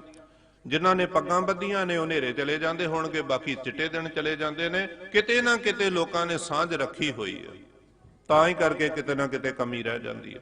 ਰਹੋ, ਜੇ ਸਮਾਂ ਹੋਇਆ ਤਾਂ ਮੈਂ ਉਹ ਵੀ ਵਿਚਾਰ ਕਰਾਂਗਾ। ਮਹਾਰਾਜ ਕਹਿੰਦੇ ਨੇ ਪੁੱਛ ਨਾ ਸਾਜੈ ਪੁੱਛ ਨਾ ਢਾਹੈ, ਪੁੱਛ ਨਾ ਲੈਵੇ ਦੇ। ਸੁਣ ਹਮਜਾ ਗਾਂਸ, ਜਿੱਦਣ ਪਰਮਾਤਮਾ ਨੇ ਕਿਸੇ ਦੇ ਘਰ ਪੁੱਤ ਦੇਣਾ ਉਦਣ ਤੇਰੇ ਵਰਗੇ ਪੀਰ ਨੂੰ ਉਹ ਪੁੱਛ ਕੇ ਨਹੀਂ ਦਿੰਦਾ। ਜਿੱਦਣ ਕਿਸੇ ਦੇ ਘਰੋਂ ਉਹਨੇ ਸੁੱਖ ਵਾਪਸ ਲੈਣਾ ਉਦਣ ਤੇਰੇ ਵਰਗੇ ਲੱਖਾਂ ਤਵੀਤ ਕਰ ਕਰਕੇ ਦਈ ਜਾਣ, ਪਾਣੀ ਕਰ ਕਰਕੇ ਦਈ ਜਾਣ ਵੀ ਫਿਕਰ ਨਾ ਕਰੋ ਤੁਹਾਡੇ ਸੁੱਖ ਹੋਰ ਵੱਧ ਜਾਣਗੇ, ਹੋਰ ਵੱਧ ਜਾਣਗੇ। ਜੇ ਪਰਮਾਤਮਾ ਕਿਸੇ ਦੇ ਸੁੱਖ ਖੋਣ ਤੇ ਆਵੇ ਤੇ ਤੂੰ ਡੱਕ ਲੇਗਾ ਉਹਨਾਂ ਸੁੱਖਾਂ ਨੂੰ। ਆਂਦਾ ਜੀ ਨਹੀਂ ਮੈਂ ਨਹੀਂ ਡੱਕ ਸਕਦਾ। ਤੇ ਮਹਾਰਾਜ ਕਹਿੰਦੇ ਨੇ ਲੋਕੀ ਇੱਕ ਦੂਜੇ ਦੇ ਆਂਢੀਆਂ ਗਵਾਂਢੀਆਂ ਵਾਸਤੇ ਕਰਨ ਕਰਾਉਣ ਤੁਰ ਪੈਂਦੇ ਨੇ, ਆ ਦਿਓ ਜੀ ਕੁਝ ਕਰਕੇ ਫਲਾਣੇ ਦੇ ਘਰ ਔਲਾਦ ਨਾ ਹੋਵੇ। ਜੇ ਪਰਮਾਤਮਾ ਕਿਸੇ ਦੇ ਘਰ ਔਲਾਦ ਦੇਣੀ ਚਾਹਵੇ ਤੇ ਤੇਰੇ ਧਾਗੇ ਤਵੀਤ ਡੱਕ ਲੈਣਗੇ। ਆਂਦਾ ਜੀ ਨਹੀਂ ਅਸੀਂ ਨਹੀਂ ਡੱਕ ਸਕਦੇ। ਜੇ ਰੱਬ ਦੇਣਾ ਚਾਹਵੇ ਤੇ ਮੈਂ ਕੌਣ ਆ ਕਿਸੇ ਦੀ ਰੱਬ ਦੀ ਦਾਤ ਨੂੰ ਰੋਕਣ ਵਾਲਾ। ਤੇ ਮਹਾਰਾਜ ਕਹਿੰਦੇ ਨੇ ਤੂੰ ਕੌਣ ਆ ਫਿਰ ਸਿਆਲਕੋਟ ਨੂੰ ਗਰਕ ਕਰਨ ਵਾਲਾ। ਆਪਣੀ ਕੁਦਰਤ ਆਪੇ ਜਾਣੇ ਆਪੇ ਕਰਨ ਕਰੇ। ਪਰਮਾਤਮਾ ਆਪੇ ਹੀ ਦਾਤਾਂ ਦਿੰਦਾ ਹੈ ਤੇ ਆਪੇ ਵਾਪਸ ਲੈਂਦਾ ਵਾ। ਉਹ ਤੁਹਾਡੇ ਵਰਗੇ ਧਾਗੇ ਤਵੀਤ ਵਾਲਿਆਂ ਨੂੰ ਨਾ ਪੁੱਛ ਕੇ ਦਿੰਦਾ ਤੇ ਨਾ ਪੁੱਛ ਕੇ ਵਾਪਸ ਲੈਂਦਾ। ਇਹ ਤੁਸੀਂ ਆਪਣੀ ਹਿੱਕ ਤੇ ਹੱਥ ਮਾਰ ਮਾਰ ਕੇ ਜਿਹੜੇ ਕਹਿੰਦੇ ਜੇ ਨਾ ਇਹ ਲੋਕਾਂ ਨੂੰ ਪਰਮੇਸ਼ਰ ਨਾਲੋਂ ਤੋੜਦੇ ਜੇ। ਤੇ ਯਾਦ ਰੱਖਿਓ ਜਿਹੜਾ ਰੱਬ ਦਾ ਸ਼ਰੀਕ ਬਣ ਕੇ ਖਲੋਂਦਾ ਨਾ ਉਹਨੂੰ ਇੱਕ ਦਿਨ ਏਨਾ ਪਛਤਾਉਣਾ ਪੈਂਦਾ ਵੀ ਧਰਤੀ ਅਸਮਾਨ ਤੇ ਉਹਦੇ ਪੈਰ ਨਹੀਂ ਮੁੜ ਕੇ ਲੱਗਦੇ। ਗੁਰੂ ਹਰਗੋਬਿੰਦ ਸਾਹਿਬ ਜੀ ਮਹਾਰਾਜ ਘੋੜੇ ਤੇ ਜਦੋਂ ਜਾਂਦੇ ਸੀ ਇੱਕ ਵੱਡਾ ਅਜਗਰ ਸੱਪ ਅੱਗੇ ਆਇਆ। ਸਤਿਗੁਰਾਂ ਦੀ ਚਰਨ ਛੋਹ ਨਾਲ ਜਦੋਂ ਉਹ ਮਰ ਜਾਂਦਾ, ਮੈਂ ਸੰਖੇਪ ਵਿੱਚ ਬਚਨ ਕਰਾਂ, ਸੱਪ ਪੁੱਠਾ ਹੋ ਗਿਆ। ਸੱਪ ਦੇ ਵਿੱਚ ਛੇਕ ਬਣੇ ਹੋਏ ਨੇ, ਉਹਦੇ ਵਿੱਚ ਕੀੜੇ ਪਏ ਹੋਏ ਨੇ ਜੀਂਦੇ ਸੱਪ ਨੂੰ। ਭਾਈ ਬਿਧੀ ਚੰਦ ਨੇ ਪੁੱਛਿਆ, ਮਹਾਰਾਜ ਜੀ ਸੱਪ ਨੂੰ ਕੀੜੇ? ਇਹ ਤੇ ਅੱਗੇ ਜ਼ਰੀਲਾ, ਇਹਦੇ ਲਾਗੇ ਤੇ ਜਿਹੜਾ ਆਵੇ ਜੀ ਮਰ ਜਾਂਦਾ, ਤੇ ਜੀਂਦੇ ਨੂੰ ਕੀੜੇ ਪਏ ਹੋਏ ਆ। ਮਹਾਰਾਜ ਕਹਿੰਦੇ ਪਤਾ ਬਿਧੀ ਚੰਦ ਇਹਨੂੰ ਕਿਉਂ ਕੀੜੇ ਪਏ ਆ? ਮਹਾਰਾਜ ਜੀ ਕਿਉਂ? ਮਹਾਰਾਜ ਕਹਿੰਦੇ ਇਹਨੂੰ ਗੁਰੂ ਬਣਨ ਦਾ ਬੜਾ ਚਾਅ ਸੀ। ਇਹ ਗੁਰੂ ਬਣ ਕੇ ਬੈਠਾ ਸੀ ਤੇ ਲੋਕਾਂ ਦੀਆਂ ਭੇਟਾਂ, ਲੋਕਾਂ ਦੇ ਪੈਸੇ ਲੈ ਲੈ ਕੇ ਖਾਂਦਾ ਸੀ ਵੀ ਮੈਂ ਤੁਹਾਡੇ ਕੰਮ ਕਰੂੰਗਾ, ਮੈਂ ਤੁਹਾਨੂੰ ਅੱਗੇ ਲੇਖੇ ਤੋਂ ਵੀ ਬਚਾਊਂਗਾ, ਮੈਂ ਤੁਹਾਨੂੰ ਆ ਵੀ ਸੁੱਖ ਦਵਾਂਗਾ, ਆ ਵੀ ਦਾ। ਤੇ ਚੇਲੇ ਚਾਪਟੇ ਜਿਹੜੇ ਸੀ ਨਾ, ਉਹ ਲੋਕਾਂ ਕੋਲੋਂ ਗ੍ਰਾਹੀ ਕਰ ਕਰਕੇ ਤੇ ਇਹਨੂੰ ਦਿੰਦੇ ਸੀ ਲਿਆ ਕੇ। ਮਾਰੇ ਕਹਿੰਦੇ ਆਪ ਵੀ ਕੱਚਾ ਸੀ, ਜਦੋਂ ਆਪ ਨਹੀਂ ਸੀ ਤਰਨਾ ਤੇ ਚੇਲੇ ਕਿੱਥੋਂ ਤਰ ਜਾਂਦੇ, ਤੇ ਜਿਹੜੇ ਲੋਕੀ ਇਹਨੂੰ ਗ੍ਰਾਹੀ ਦਿੰਦੇ ਸੀ ਉਹਨਾਂ ਕਿੱਥੋਂ ਚੱਲ ਜਾਣਾ ਸੀ। ਸਭ ਕਹਿੰਦੇ ਨੇ ਫਿਰ ਇਹ ਮਰਿਆ, ਪੈਸੇ ਕਰਕੇ ਸਾਰਾ ਅਡੰਬਰ ਰਚਿਆ ਸੀ। ਜਦੋਂ ਮਰਿਆ ਤੇ ਫਿਰ ਗੁਰੂ ਗ੍ਰੰਥ ਸਾਹਿਬ ਜੀ ਕਹਿੰਦੇ ਨੇ, ਜਿਹੜਾ ਅੰਤ ਸਮੇਂ ਤੱਕ ਵੀ ਮਾਇਆ ਨਾਲੋਂ ਜਿਸ ਬੰਦੇ ਦੀ ਪ੍ਰੀਤ ਨਾ ਟੁੱਟੀ, ਉਹ ਅਗਲਾ ਜਨਮ ਉਹਦਾ ਸੱਪ ਦਾ ਹੋਏਗਾ। ਮਹਾਰਾਜ ਕਹਿੰਦੇ ਨੇ ਗੁਰੂ ਗ੍ਰੰਥ ਸਾਹਿਬ ਜੀ ਦੇ ਵਿੱਚ ਦਰਜ ਹੈ, ਅਗਲਾ ਜਨਮ ਉਹਦਾ ਸੱਪ ਦਾ ਹੋਏਗਾ ਔਰ ਬਾਰ-ਬਾਰ ਸੱਪ ਬਣ ਕੇ ਆਏਗਾ। ਮਹਾਰਾਜ ਕਹਿੰਦੇ ਸੱਪ ਤੇ ਇਹਨੇ ਤੇ ਬਣਨਾ ਹੀ ਸੀ। ਉਹ ਚੇਲੇ ਕਹਿੰਦੇ ਸੀ ਇੰਨਾ ਇਹਨੂੰ ਖਵਾਲਿਆ, ਸਾਡਾ ਇਹਦੇ ਵੱਲ ਲੇਖਾ ਰਹਿੰਦਾ। ਉਹ ਜਿੰਨੇ ਚੇਲੇ ਸੀ ਉਹ ਕੀੜੇ ਬਣ ਕੇ ਇਹਦੇ ਸਰੀਰ ਵਿੱਚ ਪਏ ਹੋਏ ਨੇ, ਇਹਨੂੰ ਜੀਂਦੇ ਨੂੰ ਖਾਂਦੇ ਸੀ। ਉਹ ਇਹਦਾ ਹਿਸਾਬ ਤਾਂ ਮੁੱਕਦਾ ਸੀ ਤੇ ਇਹ ਤਰਲੇ ਮਾਰਦਾ ਸੀ ਵੀ ਹੇ ਪਰਮੇਸ਼ਰ, ਮੈਂ ਤੇਰੀ ਬਰਾਬਰੀ ਕਰਨ ਦਾ ਯਤਨ ਕੀਤਾ ਤੇ ਜੀਂਦਾ ਹੀ ਨਰਕ ਵਿੱਚ ਪਿਆ ਹੋਇਆ, ਕਿਰਪਾ ਕਰਕੇ ਮੈਨੂੰ ਬਖਸ਼ ਲੋ।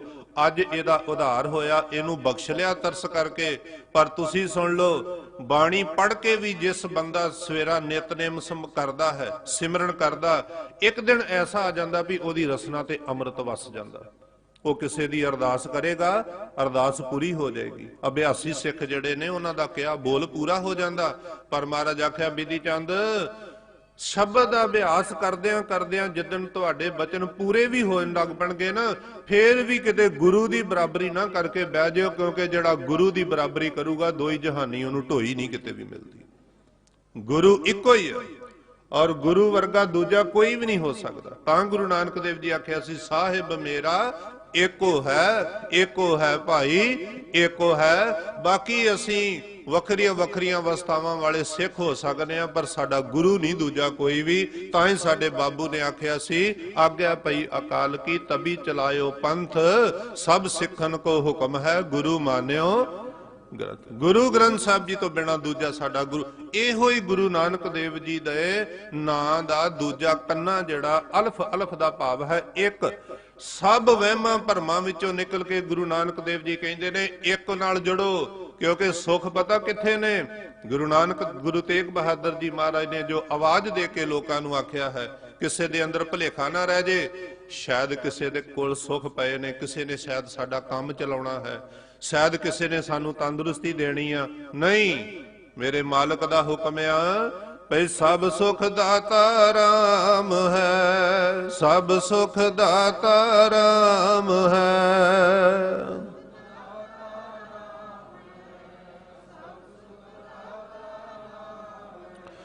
ਦੂਸਰ ਨਾਹਿ ਨ ਕੋਇ, ਦੂਸਰ ਨਾਹਿ ਨ ਕੋਇ।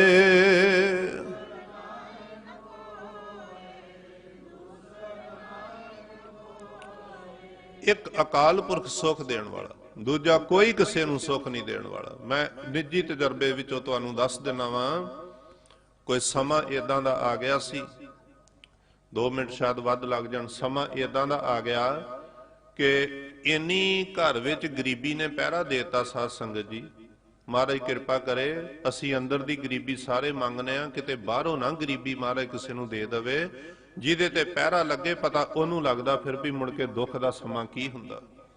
ਸੱਜਣ ਮਿੱਤਰ, ਕਿਤੇ ਤੁਸੀਂ ਨਹੀਂ ਕਿਸੇ ਨੂੰ ਵੇਖਿਆ, ਉਹਨੇ ਵੇਖ ਲਿਆ ਵੀ ਇਹ ਆਉਂਦਾ, ਉਹ ਪਰਾਂ ਨੂੰ ਮੁੜ ਜਾਂਦਾ ਵੀ ਕਿਤੇ ਇਹ ਸਾਹਮਣੇ ਆਇਆ ਤੇ ਇਹਨੇ ਆਪਣਾ ਦੁੱਖ ਹੀ ਦੱਸਣਾ ਜਾਂ ਕੋਈ ਮੰਗ ਹੀ ਮੰਗੂਗਾ। ਉਹ ਸਮਾਂ ਇਦਾਂ ਦਾ ਆ ਗਿਆ ਸੀ। ਅਸੀਂ ਚੰਗੇ ਭਲੇ ਜੱਟ ਤੇ ਘਰ ਦੁੱਧ ਵਾਸਤੇ ਵੀ ਕਿਸੇ ਨੂੰ ਕਿਹਾ ਸੀ ਤੇ ਉਹ ਵੀ ਮੁੱਕਰ ਗਏ ਸੀ ਵੀ ਇਹਨਾਂ ਨੂੰ ਦੁੱਧ ਦਿੱਤਾ ਤੇ ਪੈਸੇ ਕਿੱਥੋਂ ਲੈਣੇ ਆ। ਉਹ ਮੇਰੇ ਗੁਰੂ ਦਾ ਸ਼ੁਕਰ ਆ ਜਿਨੇ ਹਨੇਰੇ ਵਿੱਚੋਂ ਕੱਢ ਕੇ ਸਾਨੂੰ ਫਿਰ ਚਾਨਣ ਵਿੱਚ ਲਿਆਂਦਾ। ਸਮਾਂ ਇਦਾਂ ਦਾ ਆ ਗਿਆ। ਉਸ ਸਮੇਂ ਵਿੱਚ, ਉਦੋਂ ਅਜੇ ਮੈਂ ਇੱਥੇ ਗੁਰੂ ਸਾਹਿਬ ਨੇ ਮੈਨੂੰ ਸੇਵਾ ਨਹੀਂ ਸੀ ਦਿੱਤੀ, ਉਦੋਂ ਪਿੰਡ ਹੀ ਵਾਹੀ ਦਾ ਹੀ ਕੰਮ ਸੀ। ਮਹਾਰਾਜ ਨੇ ਉਦੋਂ ਸੇਵਾ ਅਜੇ ਨਹੀਂ ਸੀ ਦਿੱਤੀ, ਅਜੇ 20 ਸਾਲ ਪਹਿਲੋਂ ਦੀ ਗੱਲ ਆ। ਇੰਨੀ ਤੰਗੀ ਆ ਗਈ, ਮੈਨੂੰ ਕਿਸੇ ਨੇ ਆਖਿਆ ਚੱਲ ਫਲਾਣੇ ਵੱਲ ਚੱਲਦੇ ਆ, ਉਹ ਬੰਦਾ ਸਿਆਣਾ ਵਾ ਤੇ ਉਹ ਹੱਲ ਕਰ ਦੂਗਾ। ਤੇ ਜਿੱਦਾਂ ਰੁੜਦਾ ਜਾਂਦਾ ਤਿਣਕੇ ਨੂੰ ਸਹਾਰਾ ਲੈਂਦਾ, ਅੱਜ ਤੋਂ 20 ਸਾਲ ਪਹਿਲੋਂ ਦੀ ਗੱਲ ਆ। ਮੈਂ ਉਹਦੇ ਮਗਰ ਲੱਗ ਕੇ ਉੱਥੇ ਚੱਲ ਗਿਆ। ਬਥੇਰੇ ਉਹਨਾਂ ਨੇ ਜੰਤਰ ਮੰਤਰ ਕਈ ਕੁਝ ਕੀਤਾ। ਮੈਂ ਗੁਰੂ ਕੀ ਹਜ਼ੂਰੀ 'ਚ ਸੱਚ ਦੱਸਣਾ, ਕੰਮ ਐਸਾ ਕੋਈ ਵੀ ਨਹੀਂ ਜਿਹੜਾ ਮੈਂ ਫਿਰ ਨਾ ਕੀਤਾ ਹੋਵੇ। ਮੇਰੇ ਮਨ ਵਿੱਚ ਸੀ ਸ਼ਾਇਦ ਮੈਨੂੰ ਇਦੋਂ ਸੁੱਖ ਮਿਲ ਜੇ। ਇਹ ਨਹੀਂ ਸਿਆਣਾ, ਦੂਜਾ ਸਿਆਣਾ। ਮੈਂ ਕਹਿਣਾ ਚੱਲ ਉਹਦੇ ਕੋਲ ਚੱਲ ਜਾਂਦੇ। ਉੱਥੇ ਗਏ, ਉਹ ਨਹੀਂ ਇਹ ਨਹੀਂ ਸਿਆਣਾ, ਉਹਦੇ ਕੋਲ ਚੱਲੋ। ਮੈਂ ਉੱਥੇ ਵੀ ਗਿਆ, ਕੋਈ ਥਾਂ ਨਹੀਂ ਫਿਰ ਮੈਂ ਛੱਡਿਆ। ਜੋ ਜੋ ਉਹਨਾਂ ਨੇ ਕਿਹਾ ਸਭ ਕੁਝ ਕੀਤਾ। ਤੇ ਇੰਨੀ ਗਰੀਬੀ ਆ ਗਈ ਭਈ ਮੈਂ ਸੋਚਿਆ ਵੀ ਹੁਣ ਪੈਸੇ ਲੋਕਾਂ ਦੇ ਸਿਰ ਚੜ ਗਿਆ। ਹੁਣ ਗੱਲ ਸ਼ੁਰੂ ਹੋ ਗਈ ਆ, ਮੈਂ ਗੁਰੂ ਤੇ ਸੰਗਤ ਕੋਲੋਂ ਲੁਕਾ ਨਹੀਂ ਰੱਖਣਾ ਚਾਹੁੰਦਾ। ਭਈ ਕਰਜ਼ਾ ਸਿਰ ਤੇ ਚੜ ਗਿਆ ਤੇ ਪੈਸੇ ਮੰਗਣ ਵਾਲੇ ਲੋਕੀ ਘਰ ਆਉਂਦੇ ਆ, ਥੋੜੀ ਪੈਲੀ ਵੇਚ ਦਿੰਨੇ ਆ ਵਿੱਚੋਂ ਤੇ ਲੋਕਾਂ ਨੂੰ ਪੈਸੇ ਦੇ ਦਿੰਨੇ ਆ। ਤੇ ਪਤਾ ਫਿਰ ਲੋਕੀ ਸਿਆਣਿਆਂ ਆਖਿਆ ਵੀ ਸ਼ਰੀਕ ਸਿਰ ਤੇ ਸਿਹਰਾ ਹੀ ਨਹੀਂ ਲਾ ਕੇ ਆਉਂਦੇ, ਬਾਕੀ ਸਾਰੇ ਕੰਮ ਕਰਦੇ ਆ। ਮੈਨੂੰ ਮਾਫੀ ਕਰ ਦਿਓ ਜੇ ਕੋਈ ਬਚਨ ਇਹੋ ਜਿਹਾ ਹੋ ਜੇ, ਪਰ ਮੇਰੇ ਅੰਦਰ ਦੁੱਖ ਉਹ ਅੱਜ ਵੀ ਉਦਾਂ ਹੀ ਦਿਖਦਾ ਮੈਨੂੰ ਜਦੋਂ ਮੇਰਾ ਅੰਦਰ ਕੰਬ ਜਾਂਦਾ ਵੀ ਲੋਕੀ ਕਰਦੇ ਕੀ ਆ ਬੰਦਾ ਜਦੋਂ ਫਸ ਜਾਂਦਾ। ਸਾਡੇ ਆਲੇ ਦੁਆਲੇ ਵਾਲਿਆਂ ਸਲਾਹ ਕਰ ਲਈ ਵੀ ਇਹਦੀ ਪੈਲੀ ਸਹੀ ਮੁੱਲ ਤੇ ਨਹੀਂ ਵਿਕਣ ਦੇਣੀ। ਜੇ ਸਹੀ ਮੁੱਲ ਤੇ ਪੈਲੀ ਵਿਕੀ ਤੇ ਥੋੜੀ ਵੇਚ ਕੇ ਇਹਨੇ ਕਰਜ਼ਾ ਲਾ ਲੈਣਾ, ਇਹਦੀ ਸਾਰੀ ਵਲੇਟੋ ਪੈਲੀ। ਪਿੰਡ ਵਾਲਾ ਜਿਹੜਾ ਕਿੱਲਾ ਜਿਹੜਾ ਨਾ ਉਹ ਸਾਰਾ ਹੀ ਵਲੇਟ ਲਓ। ਤੇ ਕੀ ਹੋਇਆ, ਉਦੋਂ ਕੋਈ 10-12 ਲੱਖ ਰੁਪਈਆ ਰੇਟ ਸੀ ਕਿੱਲੇ ਦਾ, 10 ਲੱਖ ਰੇਟ ਸੀ। ਤੇ ਜਿਨ੍ਹਾਂ ਨੂੰ ਮੈਂ ਵੇਚਣੀ ਸੀ ਉਹਨਾਂ ਸਾਰਿਆਂ ਸਲਾਹ ਕਰ ਲਈ ਤੇ ਸਲਾਹ ਕਰਕੇ ਆਖਿਆ ਵੀ 3 ਲੱਖ ਤੋਂ ਉੱਤੇ ਪੈਲੀ ਨਹੀਂ ਵਿਕਣ ਦੇਣੀ। ਜਿਹਦੇ ਕੋਲ ਜਾਵਾਂ ਉਹ ਆਖੇ ਦੇ ਦੇ, ਜੇ 3 ਲੱਖ ਨੂੰ ਦੇਣੀ ਆ ਦੇ ਦੇ, ਕੋਈ 3 ਤੋਂ ਵਧੇ ਨਾ। ਮੈਂ ਘਰ ਆਣ ਕੇ ਆਪਣੀ ਮਾਤਾ ਦੇ ਅੱਗੇ ਰੋਇਆ ਭਈ ਵੇਖੋ ਇਹ ਮੇਰੀ ਪੈਲੀ ਨਹੀਂ ਲੋਕੀ ਵਿਕਣ ਦਿੰਦੇ। ਪਰ ਰੋਇਆ ਕੀ ਬਣਦਾ, ਮਾਰੇ ਕਹਿੰਦੇ ਨਾ ਤੂੰ ਆਵੇਂ ਵਸ ਬਹੁਤ ਕਿੜਾਵਣਾ। ਕੋਈ ਸਤਿਗੁਰ ਦੀ ਬੰਦਗੀ ਨਾ ਕਰੇ, ਅੰਮ੍ਰਿਤ ਵੇਲੇ ਉੱਠ ਕੇ ਇਸ਼ਨਾਨ ਕਰਕੇ ਚੌਂਕੜਾ ਮਾਰ ਕੇ ਗੁਰੂ ਨੂੰ ਖੁਸ਼ ਕਰਨ ਦਾ ਯਤਨ ਨਾ ਕਰੇ, ਨਿਰਾ ਗੁਰੂ ਅੱਗੇ ਆਣ ਕੇ ਰੋਈ ਜਾਏ। ਤੇ ਮਾਰੇ ਕਹਿੰਦੇ ਨੇ ਤੇਰੇ ਰੋਣ ਨੂੰ ਮੈਂ ਕੀ ਕਰਾਂ, ਕੁਛ ਕਰ ਤੇ ਫਿਰ ਮੈਂ ਵੀ ਤੇਰੇ ਵਾਸਤੇ ਕੁਛ ਕਰਾਂ। ਮੈਂ ਰੋਇਆ ਪਰ ਕੋਈ ਗੱਲ ਨਾ ਬਣੀ। ਤੇ ਗੁਰੂ ਨੂੰ ਮੇਰੇ ਉੱਤੇ ਤਰਸ ਆ ਗਿਆ। ਮੈਂ ਸਿਆਣਾ ਨਹੀਂ ਸੀ, ਜੇ ਮੈਂ ਸਿਆਣਾ ਹੁੰਦਾ ਤੇ ਏਡਾ ਤਗੜਾ ਦੁੱਖ ਮੇਰੇ ਅੱਗੇ ਆਉਣਾ ਹੀ ਨਹੀਂ ਸੀ। ਗੁਰੂ ਨੂੰ ਮੇਰੇ ਉੱਤੇ ਤਰਸ ਆ ਗਿਆ। ਜਦੋਂ ਮਾਪੇ ਆਪਣੇ ਨਿਆਣਿਆਂ ਤੇ ਆਪੇ ਤਰਸ ਕਰ ਲੈਂਦੇ ਨੇ। ਆਪੇ ਹੀ ਤਰਸ ਕੀਤਾ। ਇੱਕ ਸਿੱਖ ਮਿਲ ਪਿਆ, ਮੈਨੂੰ ਆਂਦਾ ਭਈ ਬੜਾ ਤੂੰ ਉਦਾਸ ਜਿਹਾ ਚਿਹਰਾ ਲੈ ਕੇ ਤੁਰਿਆ ਫਿਰਨਾ, ਬਾਹਰ ਬੰਬੀ ਤੇ ਵੀ ਜਾਣਾ ਤੇ ਇਦਾਂ ਦਾ। ਮੈਂ ਦੱਸਿਆ ਵੀ ਕੀ ਕਰਾਂ, ਸਾਡੇ ਚਾਚੇ ਤਾਏ ਸਾਡੀ ਮੇਰੀ ਪੈਲੀ ਨਹੀਂ ਵਿਕਣ ਦਿੰਦੇ। ਉਹ ਆਂਦੇ ਨੇ ਹੁਣ ਇਹਨਾਂ ਨਹੀਂ ਉਹ ਘੱਟ ਕਰਨੀ, ਹੁਣ ਤੂੰ ਸਿਆਣਿਆਂ ਮਲਾਣਿਆਂ ਵੱਲੋਂ ਹਟ ਕੇ ਤੇ ਗੁਰੂ ਵੱਲ ਨੂੰ ਤੁਰ ਤੇ ਵੇਖੀ ਫਿਰ ਗੁਰੂ ਦੀ ਕਰਾਮਾਤ, ਗੁਰੂ ਕੀ ਕਰਦਾ ਹੈ। ਮੈਂ ਗੁਰਦੁਆਰਾ ਸਾਹਿਬ ਗਿਆ, ਉੱਥੇ ਕਥਾਵਾਚਕ ਬੈਠੇ ਸੀ, ਮੈਨੂੰ ਅੱਜ ਵੀ ਯਾਦ ਆ, ਗਿਆਨੀ ਬਹਾਦਰ ਸਿੰਘ ਜੀ ਉਹਨਾਂ ਦਾ ਨਾਂ ਸੀ। ਮੈਂ ਆਖਿਆ ਸਿੰਘ ਸਾਹਿਬ ਮੈਂ ਬੜਾ ਔਖਾ, ਕੀ ਕਰਾਂ। ਉਹ ਆਂਦੇ ਪੁੱਤਰਾ ਕੁਛ ਵੀ ਨਾ ਕਰ, ਗੁਰੂ ਨਾਨਕ ਨੇ ਤੇਰੀ ਹੁਣ ਤਕਦੀਰ ਬਦਲਣੀ ਆ, ਦੁਨੀਆ ਨੇ ਤੇਰੇ ਪੈਰ ਨਹੀਂ ਲੱਗਣ ਦੇਣੇ ਜਿੰਨਾ ਤੂੰ ਤੰਗ ਆ। ਤੇ ਮੇਰੀਆਂ ਅੱਖਾਂ ਅੱਗੇ ਹਨੇਰਾ ਸੀ, ਮੈਂ ਸਮਝਦਾ ਕਦੀ ਸੁੱਖ ਵਾਲਾ ਟਾਈਮ ਵੀ ਆਊਗਾ। ਮੈਂ ਕਿਹਾ ਜੀ ਕੀ ਕਰਾਂ। ਉਹ ਆਂਦੇ ਪੁੱਤ ਜਿਹੜਾ ਨਿਤਨੇਮ ਕਰਨਾ ਨਾ ਉਹ ਤੇ ਕਰ, ਪਰ ਹੁਣ 1 ਘੰਟਾ ਸਵੇਰੇ ਤੇ 1 ਘੰਟਾ ਸ਼ਾਮ ਨੂੰ ਚੌਂਕੜਾ ਮਾਰ ਕੇ ਤੇ ਮੂਲ ਮੰਤਰ ਦਾ ਅਭਿਆਸ ਕਰ। ਇੱਕ ਤੋਂ ਬਿਨਾ, ਇੱਕ ਅਕਾਲ ਪੁਰਖ ਤੋਂ ਬਿਨਾ ਤੇਰਾ ਨਹੀਂ ਉਹ ਕਿਸੇ ਨੇ ਹੁਣ ਸਹਾਰਾ ਬਣਨਾ। ਮੂਲ ਮੰਤਰ। ਮੈਂ ਕਿਹਾ ਜੀ ਕਿੰਨੇ ਦਿਨ ਕਰਾਂ, ਕਿਉਂਕਿ ਮਰਜ਼ਾਦਾ ਤੇ ਨਹੀਂ ਇਹ, ਪਰ ਪਿੰਡਾਂ 'ਚ ਲੋਕਾਂ ਨੂੰ ਪਿਆ ਵੀ 40 ਦਿਨ ਕਰਨਾ। ਉਹ ਸਿਆਣੇ ਸੀ, ਉਹਨਾਂ ਦੇ ਮਨ ਸੀ ਵੀ ਲੋਕਾਂ ਦੇ ਦਿਮਾਗ 'ਚ 40 ਵੜਿਆ ਹੋਇਆ, ਚੱਲ 40 ਦੇ ਬਹਾਨੇ ਜੱਪੇ ਤੇ ਸਹੀ। ਕਈ ਸਿਆਣੇ ਹੁੰਦੇ ਨੇ ਜਿਸ ਢੰਗ ਨਾਲ ਵੀ ਕੋਈ ਸਮਝੇ ਉਦਾਂ ਹੀ। ਮੈਂ ਕਿਹਾ ਜੀ 40 ਦਿਨ, ਆਂਦੇ ਚੱਲ ਤੂੰ 40 ਦਿਨ ਹੀ ਕਰ। ਤੇ ਕੀ ਹੋਇਆ, ਮੈਂ ਚੌਂਕੜਾ ਮਾਰ, ਮੈਂ ਤੇ ਵਿਹਲਾ ਹੀ ਸਾਂ, ਕੰਮ ਕਰ ਤੇ ਮੇਰਾ ਬੰਦ ਹੋ ਗਿਆ ਸੀ। ਅੰਮ੍ਰਿਤ ਵੇਲੇ ਨਿਤਨੇਮ ਕਰਕੇ ਤੇ ਅਸਾਂ ਦੋਵਾਂ ਜੀਆਂ ਨੇ ਚੌਂਕੜਾ ਮਾਰ ਲੈਣਾ, 1 ਘੰਟਾ ਸਵੇਰੇ ਤੇ 1 ਘੰਟਾ ਸ਼ਾਮ ਨੂੰ। ਤੇ ਡਰ ਪਿਆ ਸੀ ਵੀ ਕਰਜ਼ਾ ਬੜਾ ਸਿਰ ਤੇ ਚੜਿਆ, ਤੁਰਿਆ ਫਿਰਦਿਆਂ ਵੀ ਮੂਲ ਮੰਤਰੀ, ਉਦੋਂ ਹੋਰ ਸੋਚਦਾ ਹੀ ਨਹੀਂ ਸੀ ਕੁਝ ਵੀ। ਤੇ 40 ਦਿਨ ਦਾ ਮੇਰੇ ਅੱਗੇ ਟਾਰਗੇਟ ਸੀ, ਪਰ ਗੁਰੂ ਕੀ ਹਜ਼ੂਰੀ 'ਚ ਮੈਂ ਦੱਸ ਰਿਹਾ ਕੇਵਲ 6 ਕੇ 7 ਦਿਨ ਜਪਿਆ ਅਜੇ। ਤੇ ਜਿਹੜੇ ਬੰਦੇ ਮੂੰਹ ਨਹੀਂ ਸੀ ਨਾ ਕਰਦੇ, ਮੈਂ ਘਰਾਂ ਵਿੱਚ ਫੇਰੇ ਮਾਰਦਾ ਸਾਂ। ਤੇ ਮੈਂ ਸ਼ਹਿਰ ਗਿਆ ਤੇ ਇੱਕ ਬੰਦਾ ਗਲੀ ਵਿੱਚ ਖਲੋਤਾ ਮੈਨੂੰ ਡੀਕੇ, ਉਹੋ ਹੀ ਜਿਨ੍ਹਾਂ ਦੇ ਘਰਾਂ 'ਚ ਮੈਂ ਫੇਰੇ ਮਾਰਦਾ। ਮੈਨੂੰ ਕਹਿੰਦਾ ਜਸਵਿੰਦਰ ਸਿੰਘ ਤੂੰ ਪੈਲੀ ਵੱਲੋਂ ਕਹਿੰਦਾ ਸਾਂ। ਮੈਂ ਕਿਹਾ ਹਾਂ ਦੇਣੀ ਆ। ਆਂਦਾ ਸਾਡੇ ਨਾਲ ਗੱਲ ਕਰੋ। ਮੈਂ ਕਿਹਾ ਤੁਸੀਂ ਰੇਟ ਹੀ ਬੜਾ ਘੱਟ ਕਰਦੇ ਹੋ। ਆਂਦਾ ਨਹੀਂ 3 ਲੱਖ ਨਹੀਂ 6 ਲੱਖ ਦੇ ਹਿਸਾਬ ਨਾਲ ਕਰ ਲਾ। अच्छा, डबल हो गए पैसे 7 दिनों च। गुरु नानक साहब जी की कृपा। मेरे वीर ने आख्या हुण ये नहीं हो बोलिया, ਇਹਦੇ ਵਿੱਚ ਗੁਰੂ ਨਾਨਕ ਸਾਹਿਬ ਬੋਲੇ ਜਿਹਦਾ ਮੂਲ ਮੰਤਰ ਤੂੰ ਕਰ ਰਿਹਾ, ਹੁਣ ਇੱਕ ਦਿਨ ਹੋਰ ਢੀਕ ਲਾ, ਡਬਲ ਨਹੀਂ ਤੇਰੇ ਪੈਸੇ 4 ਗੁਣਾ ਵੱਧ ਜਾਣੇ ਆ। ਮੈਂ ਕਿਹਾ ਠੀਕ ਆ। ਮੈਂ ਉਹਦੀ ਗੱਲ ਵੱਲ ਧਿਆਨ ਨਹੀਂ ਕੀਤਾ। ਸ਼ਾਮਾਂ ਪਈਆਂ ਤੇ ਦੂਜੇ ਬੰਦੇ ਨੂੰ ਪਤਾ ਲੱਗ ਗਿਆ ਵੀ ਉਹ ਪਹਿਲਾ ਬੰਦਾ ਹੋਇਆ, ਉਹ ਮੇਰੇ ਘਰ ਵਾਲ ਆ ਗਿਆ, ਕਹਿੰਦਾ ਜੇ ਪੈਲੀ ਦਾ ਰੇਟ ਕਰਨਾ ਤੇ ਮੇਰੇ ਨਾਲ ਕਰ, ਮੈਂ ਤੈਨੂੰ 9 ਲੱਖ ਦਊਂਗਾ। ਮੈਂ ਕਿਹਾ ਸੱਚੀ ਮੁੱਚੀ ਗੁਰੂ ਨਾਨਕ ਸਾਹਿਬ ਦੀ ਕਲਾ ਵਰਤ ਗਈ ਆ। ਮੈਂ ਉਹ ਸ਼ਾਮ ਵੀ ਡੀਕੀ, ਮੈਂ ਕਿਹਾ ਕੱਲ ਨੂੰ ਸਲਾਹ ਕਰਕੇ ਦੱਸਾਂਗਾ। ਹੌਲੀ ਹੌਲੀ ਚਾਰਾਂ ਨੂੰ ਪਤਾ ਲੱਗ ਗਿਆ। ਉਹ ਚਾਰਾਂ 'ਚ ਜਿੱਦ ਹੋ ਗਈ, ਪੈਲੀ ਮੈਂ ਲੈਣੀ ਆ, ਮੈਂ ਲੈਣੀ ਆ। ਮੈਂ ਕਰਦਿਆਂ 3 ਲੱਖ ਤੋਂ ਤੁਰਦਿਆਂ ਤੇ ਮੈਨੂੰ ਓਨੇ ਥਾਂ ਦਾ 12 ਲੱਖ ਰੁਪਈਆ ਮਿਲ ਗਿਆ।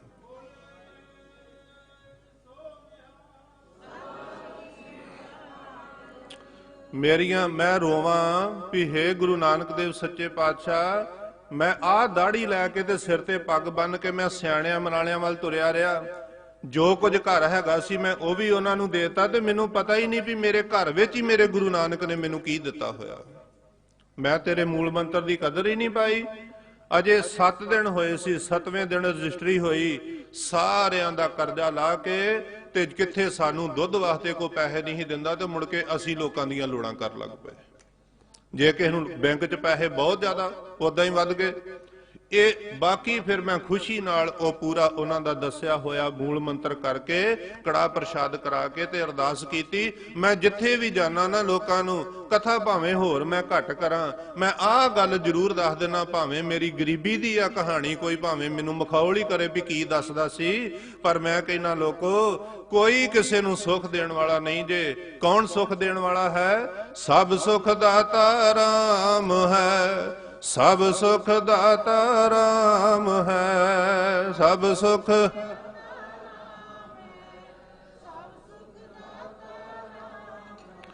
ਦੂਸਰ ਨਾਹਿ ਨ ਕੋਇ, ਦੂਸਰ ਨਾਹਿ ਨ ਕੋਇ।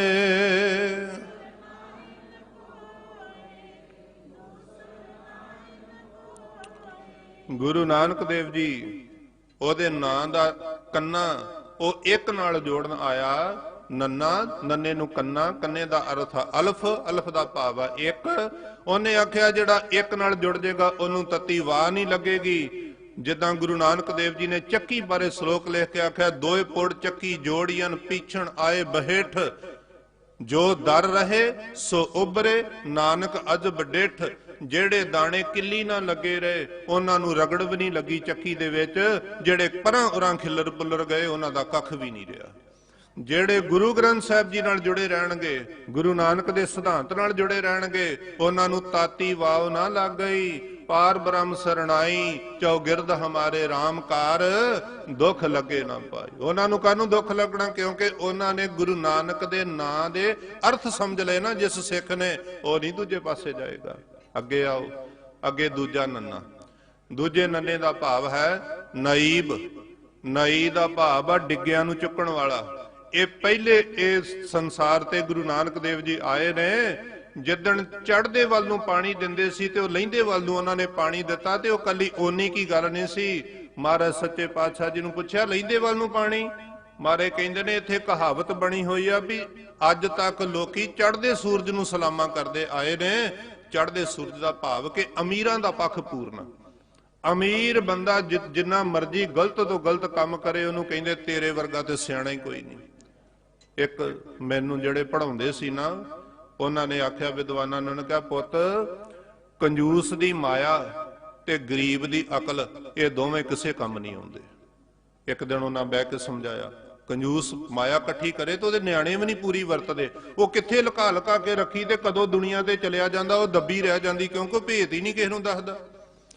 ਕੰਜੂਸ ਦੀ ਮਾਇਆ ਤੇ ਗਰੀਬ ਦੀ ਅਕਲ ਕਿਸੇ ਕੰਮ ਨਹੀਂ ਆਉਂਦੀ। ਭਰੀ ਸਭਾ ਵਿੱਚ ਮੂਰਖ ਦਾ ਮੂਰਖ ਬੰਦਾ ਬੈਠਾ ਹੋਵੇ ਫੈਸਲਾ ਕਰਨ ਵਾਲਾ, ਤੇ ਹੋਵੇ ਅਮੀਰ ਵਸਦੇ ਰਸਦੇ ਘਰ ਨੂੰ ਪਾੜ ਦਵੇ, ਤੇ ਲੋਕੀ ਕਹਿਣਗੇ ਫੈਸਲਾ ਬਹੁਤ ਚੰਗਾ ਕੀਤਾ।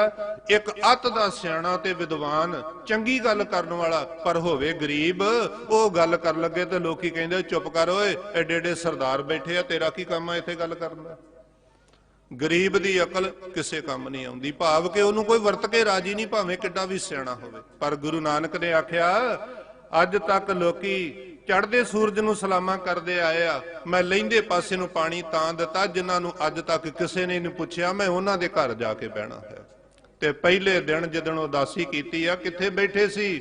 ਭਾਈ ਲਾਲੋ ਗਰੀਬ ਕਿਰਤੀ ਤਰਖਾਣ ਦਾ ਬੂਹਾ ਖਾ ਕੇ ਆਖਿਆ ਸੀ, ਭਾਈ ਲਾਲੋ ਸਤ ਕਰਤਾਰ। ਉਹ ਆਂਦਾ ਸੀ ਕਦੀ ਕਿਸੇ ਨੇ ਆਖਿਆ ਹੀ ਨਹੀਂ ਆਣ ਕੇ। ਜਦੋਂ ਗਰੀਬ ਦੇ ਘਰ ਗੁਰੂ ਨਾਨਕ ਸਾਹਿਬ ਬੈਠੇ, ਬੜੀ ਸੇਵਾ ਕੀਤੀ। ਜਿਹੜਾ ਨਾਈਬ ਆ, ਗਰੀਬ ਡਿੱਗਿਆਂ ਨੂੰ ਚੁੱਕਣ ਵਾਲਾ, ਕੁਛ ਦਿਨ ਰਹਿ ਕੇ 1 ਮਹੀਨਾ ਰਹਿਣ ਦਾ ਵਾਅਦਾ ਸੀ। ਤੇ ਭਾਈ ਲਾਲੋ ਨੇ ਆਖਿਆ, ਪਾਤਸ਼ਾਹ ਅੱਜ 5ਵੇਂ ਦਿਨ ਹੀ ਤੁਸੀਂ ਤੁਰ ਪਏ ਹੋ, ਤੁਸੀਂ ਤੇ ਕਿਹਾ ਸੀ 1 ਮਹੀਨਾ ਰਵਾਂਗੇ, ਮੇਰੇ ਕੋ ਗਰੀਬ ਕੋ ਤੁਹਾਡੀ ਸੇਵਾ ਨਹੀਂ ਹੋਈ ਤਾਂ ਉੱਠ ਕੇ ਤੁਰ ਪਏ ਹੋ। ਮਹਾਰਾਜ ਨੇ ਆਖਿਆ ਤੈਨੂੰ ਕੌਣ ਕਹਿੰਦਾ ਗਰੀਬ ਆ? ਤੂੰ ਗਰੀਬ ਨਹੀਂ। ਮਹਾਰਾਜ ਕਹਿੰਦੇ ਨੇ ਕਿਰਤ ਕਰਕੇ ਪ੍ਰਸ਼ਾਦਾ ਛਕਣਾ, ਪਰਮੇਸ਼ਰ ਦਾ ਨਾਮ ਜਪਣਾ, ਤੂੰ ਕਿਦਾਂ ਗਰੀਬ ਹੋ ਗਿਆ? ਔਰ ਮੈਂ ਤੇਰੀ ਗਰੀਬੀ ਵੱਲ ਵੇਖ ਕੇ ਨਹੀਂ ਚੱਲਿਆ, ਮੇਰੀ ਨਜ਼ਰ ਵਿੱਚ ਤੂੰ ਕੀ ਆ? ਉਹਦੇ ਘਰ ਬਹਿ ਕੇ ਮਹਾਰਾਜ ਨੇ ਆਖਿਆ, ਕੀ ਦੱਸਿਆ ਸੀ? ਗਰੀਬ ਨਵਾਜ ਜੀ ਕਹਿੰਦੇ ਨੇ, ਕੇਸਰ ਕੁਸਮ ਮਿਰਗ ਮੈਂ ਹਰਨਾ, ਸਰਬ ਸਰੀਰੀ ਚੜਨਾ, ਘੇ ਪਟ ਭਾਂਡਾ ਕਹੇ ਨਾ ਕੋਈ, ਐਸਾ ਭਗਤ ਵਰਨ ਮੈਂ ਹੋਈ। ਗਰੀਬ ਨਵਾਜ ਜੀ ਕਹਿੰਦੇ ਨੇ, ਲਾਲੋ ਲੋਕਾਂ ਨੂੰ ਤੂੰ ਗਰੀਬ ਦਿਸਦਾ ਹੋਏਗਾ, ਪਰ ਨਾਮ ਜਪ ਜਪ ਕੇ ਮੇਰੀ ਨਜ਼ਰਾਂ ਵਿੱਚ ਤੂੰ ਇੰਨਾ ਪਵਿੱਤਰ ਹੋ ਗਿਆ ਹੈ, ਜਿਵੇਂ ਫੁੱਲ, ਉਹਨੂੰ ਜਿਹੜਾ ਮਰਜ਼ੀ ਹੱਥ ਲਾਵੇ ਫੁੱਲ ਪਿੱਟਿਆ ਨਹੀਂ ਜਾਂਦਾ। ਕਿਸੇ ਵੀ ਜਾਤ ਦਾ ਕੋਈ ਵੀ ਬੰਦਾ ਲਾਵੇ, ਫੁੱਲ ਦੇ ਉੱਤੇ ਭਿੱਟ ਨਹੀਂ ਚੜਦੀ, ਕੇਸਰ ਦੇ ਉੱਤੇ ਭਿੱਟ ਨਹੀਂ ਚੜਦੀ। ਤੇ ਮਾਰੇ ਕਹਿੰਦੇ ਨੇ ਘਿਓ ਤੇ ਭਿੱਟ ਨਹੀਂ ਚੜਦੀ, ਘਿਓ ਵਾਲੇ ਭਾਂਡੇ ਤੇ ਭਿੱਟ ਨਹੀਂ ਚੜਦੀ। ਪਤਾ ਘਿਓ ਵਾਲੇ ਭਾਂਡੇ ਦਾ ਭਾਵ ਕੀ ਆ? ਪੁਰਾਣਾ ਸਮਾਂ, ਪਿੰਡਾਂ ਵਿੱਚ ਸ਼ਹਿਰਾਂ ਵਿੱਚ ਲੋਕੀ ਫੇਰੀ ਵਾਲੇ ਘਿਓ ਵੇਚਦੇ ਸੀ। ਤੇ ਕਿੱਦਾਂ ਵੇਚਦੇ ਸੀ? ਉਹਨਾਂ ਨੇ ਬੱਕਰੇ ਦੀ ਖੱਲ ਲੈ ਕੇ ਉਹਨੂੰ ਧੋ ਕੇ ਨਰਮ ਕਰਕੇ ਸਾਫ਼ ਕਰਕੇ ਨਾ ਉਹਨੂੰ ਸੂਈ ਨਾਲ ਸੀ ਲੈਂਦੇ ਸੀ, ਸੂਏ ਧਾਗੇ ਦੇ ਨਾਲ, ਜਿੱਦਾਂ ਅਸੀਂ ਪਿੰਡਾਂ ਵਿੱਚ ਤੱਪੜ ਸੀ ਲੈਂਦੇ ਆ ਸੂਏ ਸੇਬੇ ਦੇ ਨਾਲ। ਉਹਨੂੰ ਸੀ ਲੈਂਦੇ ਸੀ, ਚੰਗੀ ਤਰ੍ਹਾਂ ਮੇਲ ਦਿੰਦੇ ਸੀ ਵੀ ਵਿੱਚੋਂ ਘਿਓ ਵਗੇ ਨਾ। ਉਸ ਬੱਕਰੇ ਦੀ ਖੱਲ ਦੀ ਥੈਲੀ ਬਣਾ ਕੇ ਤੇ ਉਹਦੇ ਵਿੱਚ ਪਾ ਲੈਂਦੇ ਸੀ ਘਿਓ, ਤੇ ਪਿੰਡਾਂ ਵਿੱਚ ਫੇਰੀ ਲਾਉਂਦੇ ਸੀ। ਤੇ ਗੁਰੂ ਨਾਨਕ ਦੇਵ ਜੀ ਕਹਿੰਦੇ ਸੀ ਘਿਓ ਇੰਨਾ ਪਵਿੱਤਰ ਵਾ, ਇੰਨਾ ਪਵਿੱਤਰ ਵਾ, ਜਿਹੜੇ ਲੋਕੀ ਮਾਸ ਸ਼ਰਾਬ ਖਾ ਪੀ ਲੈਂਦੇ ਉਹ ਤੇ ਉਹਦੇ ਕੋਲ ਘਿਓ ਲੈਂਦੇ ਸੀ, ਜਿਹੜੇ ਇਹਨਾਂ ਚੀਜ਼ਾਂ ਨੂੰ ਨਹੀਂ ਸੀ ਖਾਂਦੇ ਘਿਓ ਉਹ ਵੀ ਲੈ ਲੈਂਦੇ ਸੀ, ਕਿਉਂਕਿ ਉਹ ਕਹਿੰਦੇ ਸੀ ਘਿਓ ਇੰਨਾ ਪਵਿੱਤਰ ਆ, ਉਹ ਕਿਸੇ ਵੀ ਭਾਂਡੇ ਵਿੱਚ ਪੈ ਕੇ ਆਵੇ, ਅਸੀਂ ਭਾਂਡੇ ਵੱਲ ਨਹੀਂ ਵੇਖਣਾ, ਘਿਓ ਵੇਖਣਾ, ਕਿਉਂਕਿ ਘਿਓ ਨੂੰ ਕਿਸੇ ਚੀਜ਼ ਦੀ ਭਿੱਟ ਨਹੀਂ ਲੱਗਦੀ। ਇਹ ਗੁਰੂ ਗ੍ਰੰਥ ਸਾਹਿਬ, ਘੇ ਪਟ ਭਾਂਡਾ ਕਹੇ ਨਾ ਕੋਏ। ਮਾਰੇ ਕਹਿੰਦੇ ਜਿੱਦਾਂ ਘਿਓ ਵਾਲਾ ਭਾਂਡਾ ਨਹੀਂ ਨਾ ਭਿੱਟਿਆ ਜਾਂਦਾ, ਆ ਲੋਕਾਂ ਨੇ ਤੇਰਾ ਨਾਂ ਪਾ ਦਿੱਤਾ ਤਰਖਾਣ। ਤਰਖਾਣ, ਮੈਂ ਤਰਖਾਣਾ ਵਾਲੇ ਭਾਂਡੇ ਵੱਲ ਨਹੀਂ ਵੇਖਦਾ, ਤੇਰੇ ਭਾਂਡੇ ਹਿਰਦੇ ਦੇ ਵਿੱਚ ਜਿਹੜਾ ਅੰਮ੍ਰਿਤ ਨਾਮ ਪੈ ਗਿਆ ਨਾ, ਉਹ ਨਾਮ ਇੰਨਾ ਪਵਿੱਤਰ ਵਾ ਵੀ ਤੈਨੂੰ ਗਰੀਬੀ ਵਾਲੀ ਭਿੱਟ ਨਾਮ ਦੇ ਉੱਤੇ ਚੜ੍ਹਦੀ ਨਹੀਂ ਹੈ। ਮੈਂ ਤਾਂ ਤੇਰੇ ਘਰ ਵਿੱਚ ਆ ਗਿਆ। ਔਰ ਉੱਥੇ ਗਰੀਬ ਨਵਾਜ ਜੀ ਕਹਿੰਦੇ ਨੇ, ਨੀਚਾਂ ਅੰਦਰ ਨੀਚ ਜਾਤ, ਨੀਚੀ ਹੂੰ ਅਤ ਨੀਚ, ਤੇ ਨਾਨਕ ਤਿਨ ਕੈ ਸੰਗ ਸਾਥ, ਵੱਡਿਆਂ ਸਿਓ ਕਿਆ ਰੀਸ। ਜਿੱਥੇ ਨੀਤ ਸੰਭਾਲੀਆਂ ਤਿੱਥੇ ਨਦਰ ਤੇਰੀ ਬਖਸ਼ੀਸ। ਕਿਉਂਕਿ ਮੇਰੇ ਮਾਲਕ ਨੇ ਕਹਿ ਕੇ ਘੱਲਿਆ ਸੀ, ਚੜ੍ਹਦੇ ਸੂਰਜ ਨੂੰ ਤੇ ਸਾਰੇ ਸਲਾਮਾਂ ਕਰਦੇ ਨੇ, ਹੁਣ ਤੁਸੀਂ ਦੁਨੀਆ ਤੇ ਜਾਓ, ਜਿਹੜੇ ਡੁੱਬਦੇ ਹੋਇਆਂ ਨੂੰ ਬਾਹ ਫੜ ਕੇ ਤੇ ਖੜੇ ਕਰੋਗੇ ਤੁਸੀਂ। ਔਰ ਜਿਹੜਾ ਗਰੀਬ ਦੀ ਮਦਦ ਕਰੇ, ਜਿਹੜਾ ਲੋੜਵੰਦ ਦੀ ਮਦਦ ਕਰੇ, ਉਹਨਾਂ ਦੇ ਉੱਤੇ ਪਰਮੇਸ਼ਰ ਸਭ ਤੋਂ ਜ਼ਿਆਦਾ ਖੁਸ਼ ਹੈ। ਇਹ ਉਹਦੇ ਨਾਂ ਦਾ ਦੂਜਾ ਨੰਨਾ ਨਸੀਰ, ਭਾਵ ਕੇ ਗਰੀਬਾਂ ਨੂੰ ਤਾਂ ਚੁੱਕਣ ਵਾਲਾ। ਤਾਂ ਹੀ ਲੋਕਾਂ ਨੇ ਗਰੀਬ ਨਵਾਜ ਆਖਿਆ ਸੀ। ਹੁਣ ਅਖੀਰਲਾ ਅੱਖਰ ਹੈ ਕੱਕਾ। ਕੱਕੇ ਦਾ ਅਰਥ ਹੈ ਕਬੀਰ, ਤੇ ਕਬੀਰ ਦਾ ਅਰਥ ਹੈ ਉੱਚਾ। ਔਰ ਕਿੰਨਾ ਉੱਚਾ ਗੁਰੂ ਨਾਨਕ ਦੇਵ ਇਹ ਨਹੀਂ ਕੋ ਦੱਸ ਸਕਦਾ, ਸਿਰਫ ਇੰਨਾ ਹੀ ਕਿਹਾ ਜਾ ਸਕਦਾ ਹੈ ਕਿ ਤੇਰੇ ਕਵਨ ਕਵਨ ਗੁਣ ਕਹਿ ਕਹਿ ਗਾਵਾਂ, ਤੂੰ ਸਾਹਿਬ ਗੁਣੀ ਨਿਦਾਨਾ, ਤੁਮਰੀ ਮਹਿਮਾ ਵਰਨ ਨਾ ਸਾਕੋ, ਤੂੰ ਠਾਕੁਰ ਊਚ ਭਗਵਾਨਾ। ਮੈਂ ਤੇਰੇ ਗੁਣ ਨਹੀਂ ਦੱਸ ਸਕਦਾ, ਬਸ ਥੋੜੀ ਜੀ ਵਿਚਾਰ ਕਰ ਸਕਦੇ ਆ। ਉੱਚਾ ਕਿੰਨਾ ਸੀ ਬਾਬਾ? ਸਾਡੇ ਤੁਹਾਡੇ ਵਰਗਾ ਸਰੀਰ ਸੀ, ਹੋਰ ਕੋਈ ਇਹ ਥੋੜਾ ਵੀ ਉਹ ਰੁੱਖਾਂ ਵਾਂਗ ਉੱਚਾ ਸੀ। ਉੱਚਾ ਕੀ ਸੀ? ਬਾਬੇ ਦੀ ਵਿਚਾਰ ਇੰਨੀ ਉੱਚੀ ਸੀ ਕਿ ਦੁਨੀਆਦਾਰਾਂ ਦੀ ਵਿਚਾਰ ਨਾਲ ਉਹਦੀ ਵਿਚਾਰ ਨਹੀਂ ਸੀ ਰਲਦੀ। ਉਹਦੀ ਵਿਚਾਰ ਇੰਨੀ ਉੱਚੀ ਸੀ। ਦੁਨੀਆ ਦੀ ਵਿਚਾਰ ਗਿਰਾਵਟ ਵਿੱਚ ਸੀ। ਕਿਰਦਾਰ ਤੋਂ ਗਿਰੇ ਹੋਏ ਲੋਕ ਉਹਨਾਂ ਗਿਰਿਆ ਹੋਇਆਂ ਲੋਕਾਂ ਵਿੱਚ ਖਲੋ ਕੇ ਜਦੋਂ ਬਾਬਾ ਸੱਚ ਬੋਲਦਾ ਸੀ ਤਾਂ ਉਹ ਕਹਿੰਦੇ ਸੀ ਇਹ ਭੂਤਨਾ ਆ ਗਿਆ ਹੈ। ਭੂਤਨਾ ਕਿਹਨੂੰ ਕਹਿੰਦੇ ਆ? ਜਦੋਂ ਇੱਕਦਮ ਬੈਠਿਆਂ ਬੈਠਿਆਂ ਕਲਾ ਪੈ ਜੇ ਨਾ, ਕਿਉਂਕਿ ਜਦੋਂ 100 ਚੋਰ ਬੈਠਾ ਹੋਇਆ ਤਰ੍ਹਾਂ ਤਰ੍ਹਾਂ ਦਾ, ਬੈਠੇ ਸਾਰੇ ਹੀ ਚੋਰ, ਉਹਨਾਂ ਚੋਰਾਂ ਵਿੱਚ ਇੱਕ ਸਾਧ ਆਣ ਕੇ ਬਹਿ ਜੇ ਤੇ ਬਹੁਮਤ ਹੋਵੇ ਚੋਰਾਂ ਦਾ, ਤੇ ਸਾਧ ਦੀ ਸਿਫਤ ਥੋੜੀ ਹੋਏਗੀ ਉੱਥੇ, ਉੱਥੇ ਗੁਰਮੁਖ ਦੀ ਸਿਫਤ ਥੋੜੀ ਹੋਏਗੀ, ਕਿਉਂਕਿ ਚੋਰਾਂ ਦਾ ਬਹੁਮਤ ਆ। ਚੋਰਾਂ ਦੀਆਂ ਮੰਡਲੀਆਂ ਤੁਰੀਆਂ ਫਿਰਦੀਆਂ ਸੀ, ਕਿਉਂਕਿ ਗੁਰੂ ਨਾਨਕ ਦੇਵ ਜੀ ਕਹਿੰਦੇ ਸੀ ਸ਼ਰਮ ਗਈ ਘਰ ਆਪਣੇ ਪਤ ਉੱਠ ਚੱਲੀ ਨਾਲ, ਨਹੀਂ ਰਹੀ ਕਿਸੇ ਧਰਮ ਤੇ ਕੋਈ ਦੇਖਦਾ ਨਹੀਂ। ਉਸ ਵੇਲੇ ਗੁਰੂ ਨਾਨਕ ਦੇਵ ਜੀ ਜਿੱਥੇ ਸੱਚ ਬੋਲਦੇ ਸੀ ਉਹ ਕਹਿੰਦੇ ਸੀ ਭੂਤਨਾ ਆ ਗਿਆ ਹੈ। ਤਾਂ ਹੀ ਬਾਣੀ ਵਿੱਚ ਮਾਰੇ ਕਹਿੰਦੇ ਕੋਈ ਆਖੇ ਭੂਤਨਾ ਕੋ ਕਹੈ ਬੇਤਾਲਾ, ਕੋਈ ਆਖੇ ਆਦਮੀ ਨਾਨਕ ਵਿਚਾਰਾ। ਪਰ ਮਾਰੇ ਕਹਿੰਦੇ ਸੀ ਪਤਾ ਗੱਲ ਕੀ ਸੀ, ਉੱਚਾ ਕੀ ਸੀ? ਸੁਣੋ, 2 ਪਲ ਮੈਂ ਇਸ ਗੱਲ ਤੇ ਵਿਚਾਰ ਰੱਖਾਂ। ਮਾਰੇ ਕਹਿੰਦੇ ਸੀ ਚੰਗੇ ਕੱਪੜੇ ਪਾਓ ਜੇ ਪਰਮੇਸ਼ਰ ਨੇ ਦਿੱਤੇ ਹੋਏ ਆ, ਚੰਗੇ ਘਰ ਮਕਾਨ ਵਿੱਚ ਰਹੋ। ਮੈਂ ਇਸ ਗੱਲ ਤੋਂ ਮੈਨੂੰ ਕੋਈ ਅਲਰਜੀ ਨਹੀਂ ਵੀ ਕਿਸੇ ਬੰਦੇ ਨੇ ਬਹੁਤ ਚੰਗੇ ਕੱਪੜੇ ਪਾਏ ਆ ਤੇ ਨੇਕ ਨਹੀਂ ਹੋ ਸਕਦਾ, ਨਹੀਂ, ਇਹ ਗੱਲ ਨਹੀਂ ਹੈਗੀ। ਤੇ ਜਾਂ ਕਿਸੇ ਨੇ ਮਾੜੇ ਕੱਪੜੇ ਪਾਏ ਨੇ ਤੇ ਉਹ ਬੰਦਾ ਸਾਧ ਆ, ਇਹ ਵੀ ਗੱਲ ਨਹੀਂ ਹੈਗੀ। ਜਿਸ ਬੰਦੇ ਦੇ ਕੱਪੜੇ ਮਾੜੇ ਨੇ ਉਹ ਗੁਰਮੁਖ ਨਹੀਂ ਹੋ ਸਕਦਾ, ਤੇ ਜਿਸ ਬੰਦੇ ਦੇ ਬਹੁਤ ਚੰਗੇ ਕੱਪੜੇ ਨੇ ਜਾਂ ਚੰਗੀ ਕੋਠੀ ਚੰਗੀ ਕਾਰ ਵਿੱਚ ਆ, ਉਹ ਬੰਦਾ ਮਨਮੁਖ ਨਹੀਂ ਹੋ ਸਕਦਾ। ਕਿਉਂਕਿ ਗੱਲ ਬਾਬੇ ਨੇ ਆਖਿਆ ਅੰਦਰ ਦੀ ਆ। ਜੇ ਤੇ ਅੰਦਰੋਂ ਠੀਕ ਆ ਤੇ ਤੇਰਾ ਪਹਿਰਾਵਾ ਵੀ ਮੈਨੂੰ ਪਸੰਦ ਆ, ਤੇ ਜੇ ਤੂੰ ਅੰਦਰੋਂ ਚੰਗਾ ਨਹੀਂ, ਪਹਿਰਾਵਾ ਚੰਗਾ ਪਾ ਕੇ ਤੇ ਚੰਗੀਆਂ ਖੁਸ਼ਬੂਆਂ ਆਪਣੇ ਸਰੀਰ ਨੂੰ ਲਾ ਕੇ ਤੁਰਿਆ ਫਿਰ, ਥੋੜੇ ਸਮੇਂ ਬਾਅਦ ਪਹਿਰਾਵਾ ਵੀ ਗੰਦਾ ਹੋ ਜਾਏਗਾ ਤੇ ਖੁਸ਼ਬੂ ਵੀ ਗੰਦੀ ਹੋ ਜਾਏਗੀ। ਕਾਰਨ ਕੀ ਆ?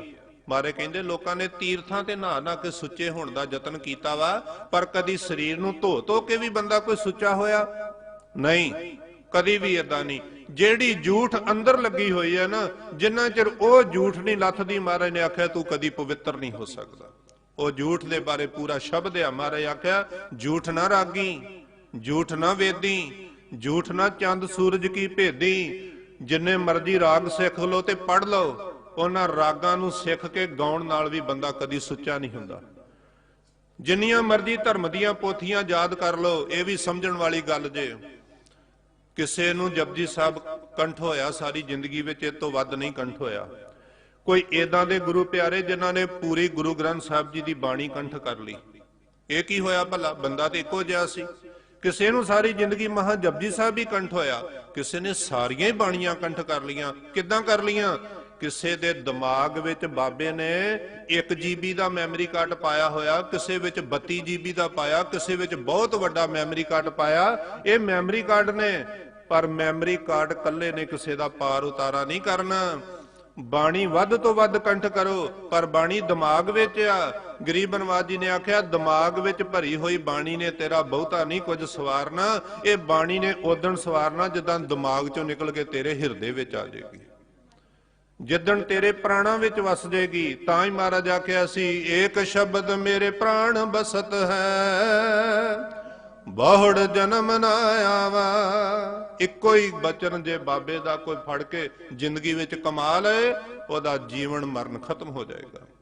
ਬਾਣੀਆਂ ਵੱਧ ਤੋਂ ਵੱਧ ਕੰਠ ਕਰੋ, ਪਰ ਨਿਰੀਆਂ ਕੰਠ ਤੇ ਮੈਮਰੀ ਕਾਰਡ ਵਿੱਚ ਪਈਆਂ ਹੋਈਆਂ ਨੇ। ਵੇਖਣਾ ਵੀ ਇਹਦੇ ਵਿੱਚੋਂ ਅਸੀਂ ਕਮਾਇਆ ਕੀ ਆ, ਇਹਦੇ ਵਿੱਚੋਂ ਅਸੀਂ ਉਸ ਬਚਨ ਤੇ ਕਿੰਨਾ ਕੁ ਚੱਲੇ ਆ। ਮਹਾਰਾਜ ਆਖਿਆ ਝੂਠ ਨਾ ਰਾਗੀ, ਝੂਠ ਨਾ ਵੇਦੀ, ਝੂਠ ਨਾ ਚੰਦ ਸੂਰਜ ਕੀ ਭੇਦੀ। ਚੰਦ ਸੂਰਜ ਦਾ ਮਤਲਬ ਕੀ ਆ? ਚੰਦ ਤੋਂ ਭਾਵ ਅੱਜ ਪੂਰਨਮਾਸੀ ਆ, ਪੂਰਨਮਾਸੀ ਵਾਲੇ ਦਿਨ ਕੋਈ ਭੁੱਖਿਆ ਬੈਠਾ ਰਹੇ ਵੀ ਮੈਂ ਵਰਤ ਰੱਖਿਆ ਹੋਇਆ, ਤੇ ਮਾਰੇ ਕਹਿੰਦੇ ਨੇ ਰੱਖੋ ਜਿੰਨੇ ਮਰਜ਼ੀ ਵਰਤ, ਸਰੀਰ ਨੂੰ ਹੀ ਤੰਗੀ ਆ। ਵਰਮੀ ਮਾਰੀ ਸਾਪ ਨਾ ਮੂਆ। ਸੱਪ ਦੇ ਮਗਰ ਛੋਟਾ ਲੈ ਕੇ ਕੋਈ ਚੜਿਆ ਤੇ ਸੱਪ ਵੜ ਗਿਆ ਵਰਮੀ ਵਿੱਚ, ਤੇ ਵਰਮੀ ਦੇ ਉੱਤੇ ਡਾਂਗਾ ਮਾਰੀ ਗਏ ਮਿੱਟੀ ਦੀ ਢੇਰੀ ਦੇ ਉੱਤੇ, ਤੇ ਸੱਪ ਵਿੱਚ ਆਰਾਮ ਨਾਲ ਬੈਠਾ ਹੋਇਆ। ਮਾਰੇ ਕਹਿੰਦੇ ਡਾਂਗਾ ਟੁੱਟ ਜਾਣਗੀਆਂ, ਮਾਰਨ ਵਾਲਾ ਥੱਕ ਜਾਏਗਾ, ਪਰ ਸੱਪ ਨੂੰ ਤੇ ਸੱਟ ਲੱਗਣੀ ਨਹੀਂ। ਮਨ ਨੂੰ ਪਵਿੱਤਰ ਕਰਨਾ ਵਾ, ਮਨ ਦੀਆਂ ਵਿਚਾਰਾਂ ਅੰਦਰ ਬੈਠੀਆਂ ਹੋਈਆਂ, ਲੋਕੀ ਸਰੀਰ ਨੂੰ ਤੰਗੀਆਂ ਦੇਈ ਜਾਂਦੇ ਨੇ ਵਰਤ ਰੱਖ ਰੱਖ ਕੇ। ਕੀ ਹੋਊਗਾ? ਇਹ ਤੇ ਵਰਮੀ ਕੁੱਟਣ ਵਾਲੀ ਗੱਲ ਆ, ਸੱਪ ਨੂੰ ਤੇ ਸੱਟ ਲੱਗਣੀ ਨਹੀਂ, ਮਨ ਨੂੰ ਤੇ ਕੁਛ ਵੀ ਨਹੀਂ ਹੋਏਗਾ। ਝੂਠ ਨਾ ਚੰਦ ਸੂਰਜ ਕੀ ਭੇਦੀ। ਚੰਦ ਤੋਂ ਭਾਵ ਪੁੰਨਿਆਂ ਵਾਲੇ ਵਰਤ, ਤੇ ਸੂਰਜ ਤੋਂ ਭਾਵ ਆ ਸੰਗਰਾਂਦ ਵਾਲੇ ਦਿਨ, ਜਿਨ੍ਹਾਂ ਲੋਕਾਂ ਨੇ ਮਿਥਿਆ ਨਾ ਵੀ ਅੱਗੋਂ ਪਿੱਛੋਂ ਸੰਗਤ ਵਿੱਚ ਸਾਡਾ ਨਹੀਂ ਟਾਈਮ ਲੱਗਦਾ, ਪਰ ਅਸੀਂ ਸੰਗਰਾਂਦ ਨਹੀਂ ਕਦੀ ਭੰਨੀ। ਬਾਰੇ ਕਹਿੰਦੇ ਆਈ ਜਾਓ ਫਿਰ ਸੰਗਰਾਂਦ ਵਾਲੇ ਦਿਨ, ਬਾਕੀ ਮਹੀਨਾ ਕਿੱਥੇ ਤੁਰੇ ਫਿਰਦੇ ਜੇ? ਤੁਹਾਡਾ ਲੇਖਾ ਨਹੀਂ ਹੋਣਾ ਭਲਾ? ਇਹ ਕਿਹੜਾ ਤੁਹਾਡਾ ਹਿਸਾਬ ਕਿਤਾਬ ਨਹੀਂ ਹੋਣਾ ਵੀ ਮਹੀਨਾ ਕਿੱਥੇ ਕਿੱਥੇ ਫਿਰੇ ਤੁਰੇ? ਇਸ ਚੀਜ਼ ਨਾਲ ਵੀ ਪਵਿੱਤਰਤਾ ਨਹੀਂ ਹੋਏਗੀ। ਝੂਠ ਨਾ ਰਾਗੀ ਝੂਠ ਨਾ ਵੇਦੀ, ਝੂਠ ਨਾ ਚੰਦ ਸੂਰਜ ਕੀ ਭੇਦੀ, ਝੂਠ ਨਾ ਅੰਨੀ ਝੂਠ ਨਾ ਨਾਈ, ਝੂਠ ਨਾ ਮੀਂਹ ਵਰਿਆ ਸਭ ਥਾਈ। ਅੰਨ ਛੱਡਣ ਨਾਲ ਵੀ ਸੁੱਚਾ ਨਹੀਂ ਹੋਏਗਾ, ਝੂਠ ਨਹੀਂ ਲੱਥੇਗੀ। ਧਰਤੀ ਤੇ ਭ੍ਰਮਣ ਕਰਨ ਦੇ ਨਾਲ ਝੂਠ ਨਹੀਂ ਲੱਥੇਗੀ।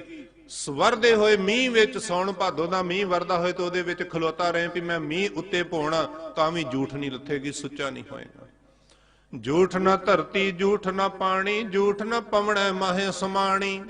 ਪਵਣੈ ਦਾ ਭਾਵ ਪ੍ਰਾਣਾਯਾਮ ਕਰਨੇ, ਯੋਗ ਅਭਿਆਸ ਕਰਨੇ। ਯੋਗ ਅਭਿਆਸ ਨਾਲ ਗੁਰੂ ਨਾਨਕ ਦੇਵ ਜੀ ਕਹਿੰਦੇ ਨੇ ਤਨ ਤੰਦਰੁਸਤ ਹੋ ਸਕਦਾ, ਮਨ ਬਿਲਕੁਲ ਤੰਦਰੁਸਤ ਨਹੀਂ ਹੋਏਗਾ। ਮਨ ਇੱਕ ਵੱਖਰਾ ਵਿਸ਼ਾ ਵਾ। ਤੇ ਫਿਰ ਅੰਤ ਨੂੰ ਗੁਰੂ ਨਾਨਕ ਦੇਵ ਜੀ ਕਹਿੰਦੇ ਨੇ ਨਾਨਕ ਨੇ ਗੁਰਿਆ ਗੁਣ ਨਹੀਂ ਕੋਏ,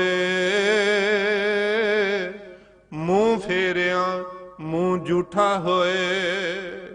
ਜਿੰਨੇ ਮਰਜੀ ਮੂੰਹ ਨੂੰ ਮੌਤ ਫਰੈਸ਼ ਪਾਈ ਜਾਓ, ਜਿੰਨੇ ਮਰਜੀ ਵਧੀਆ ਵਧੀਆ ਸੁਗੰਧੀਆਂ ਲਾਈ ਜਾਓ, ਪਰ ਗੁਰੂ ਨਾਨਕ ਦੇਵ ਜੀ ਕਹਿੰਦੇ ਨੇ ਜਿਸ ਬੰਦੇ ਨੇ ਸੰਗਤ ਵੱਲੋਂ ਮੂੰਹ ਮੋੜਿਆ ਹੋਇਆ, ਜਿਸ ਬੰਦੇ ਨੇ ਨਾਮ ਜਪਣ ਵੱਲੋਂ ਮੂੰਹ ਮੋੜਿਆ ਹੋਇਆ, ਜਿਸ ਬੰਦੇ ਨੇ ਅੰਮ੍ਰਿਤ ਵੇਲੇ ਉੱਠਣ ਤੋਂ ਮੂੰਹ ਮੋੜਿਆ ਹੋਇਆ ਨਾ, ਉਹ ਜਿੰਨੇ ਮਰਜੀ ਚੰਗੇ ਕੱਪੜੇ ਪਾਵੇ, ਉਹ ਬੰਦਾ ਕਦੀ ਸੁੱਚਾ ਨਹੀਂ ਹੋ ਸਕਦਾ। ਸੁੱਚਾ ਕਿੱਦਾਂ ਹੋਏਗਾ? ਕਹੋ ਨਾਨਕ ਸੱਚ ਧਿਆਈਐ, ਸੋਚ ਹੋਵੇ ਤਾਂ ਸੱਚ ਪਾਈਐ। ਇੱਥੇ ਵੀ ਵਿਸ਼ਰਾਮ ਦਾ ਸਾਰਾ ਚੱਕਰ ਜੇ ਕਹਿਤਾ ਨਾ ਵੀ ਸੋਚ ਹੋਵੇ ਤਾਂ ਸੱਚ ਪਾਈਐ, ਇਹ ਵੀ ਗਲਤ ਅਰਥ ਹੋ ਜਾਏਗਾ। ਜੇ ਪੜ ਲਿਆ ਨਾ ਅਸੀਂ ਵੀ ਸੋਚ ਹੋਵੇ ਤਾਂ ਸੱਚ ਪਾਈਏ, ਇਹ ਵੀ ਅਰਥ ਨਹੀਂ ਬਣੇਗਾ।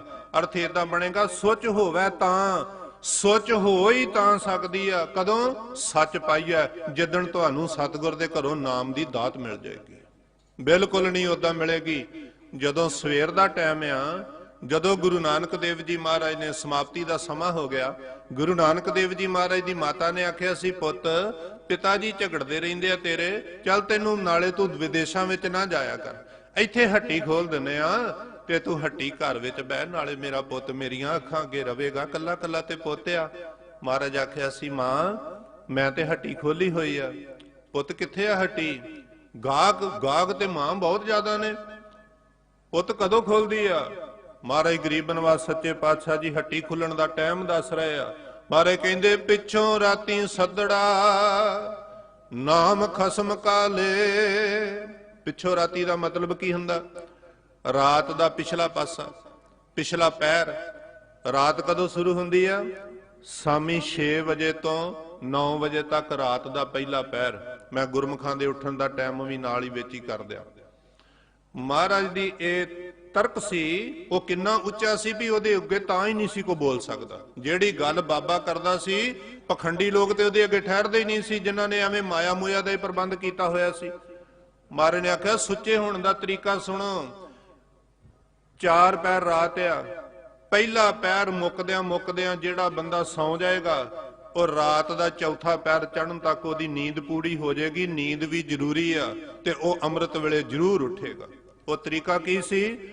ਸ਼ਾਮੀ 6 ਵਜੇ ਤੋਂ ਲੈ ਕੇ ਤੇ 9 ਵਜੇ ਤੱਕ ਰਾਤ ਦਾ ਪਹਿਲਾ ਪਹਿਰ ਆ, 9 ਵਜੇ ਤੋਂ ਲੈ ਕੇ ਤੇ ਰਾਤ 12 ਵਜੇ ਤੱਕ ਦੂਜਾ ਪਹਿਰ, ਤੇ 12 ਵਜੇ ਤੋਂ ਲੈ ਕੇ ਤੇ 3 ਵਜੇ ਤੱਕ ਰਾਤ ਦਾ ਤੀਜਾ ਪਹਿਰ, ਤੇ 3 ਵਜੇ ਤੋਂ ਚੌਥਾ ਪਹਿਰ ਸ਼ੁਰੂ ਹੁੰਦਾ। ਕੋਈ 3 ਵਜੇ ਉੱਠ ਪਏ, ਕੋਈ 4 ਵਜੇ ਉੱਠ ਪਏ, 6 7 8 ਘੰਟੇ ਸੌਂ ਲਿਆ, ਹੋਰ ਕਿੰਨਾ ਕੁ ਸੌਣਾ ਕਿਸੇ ਨੇ?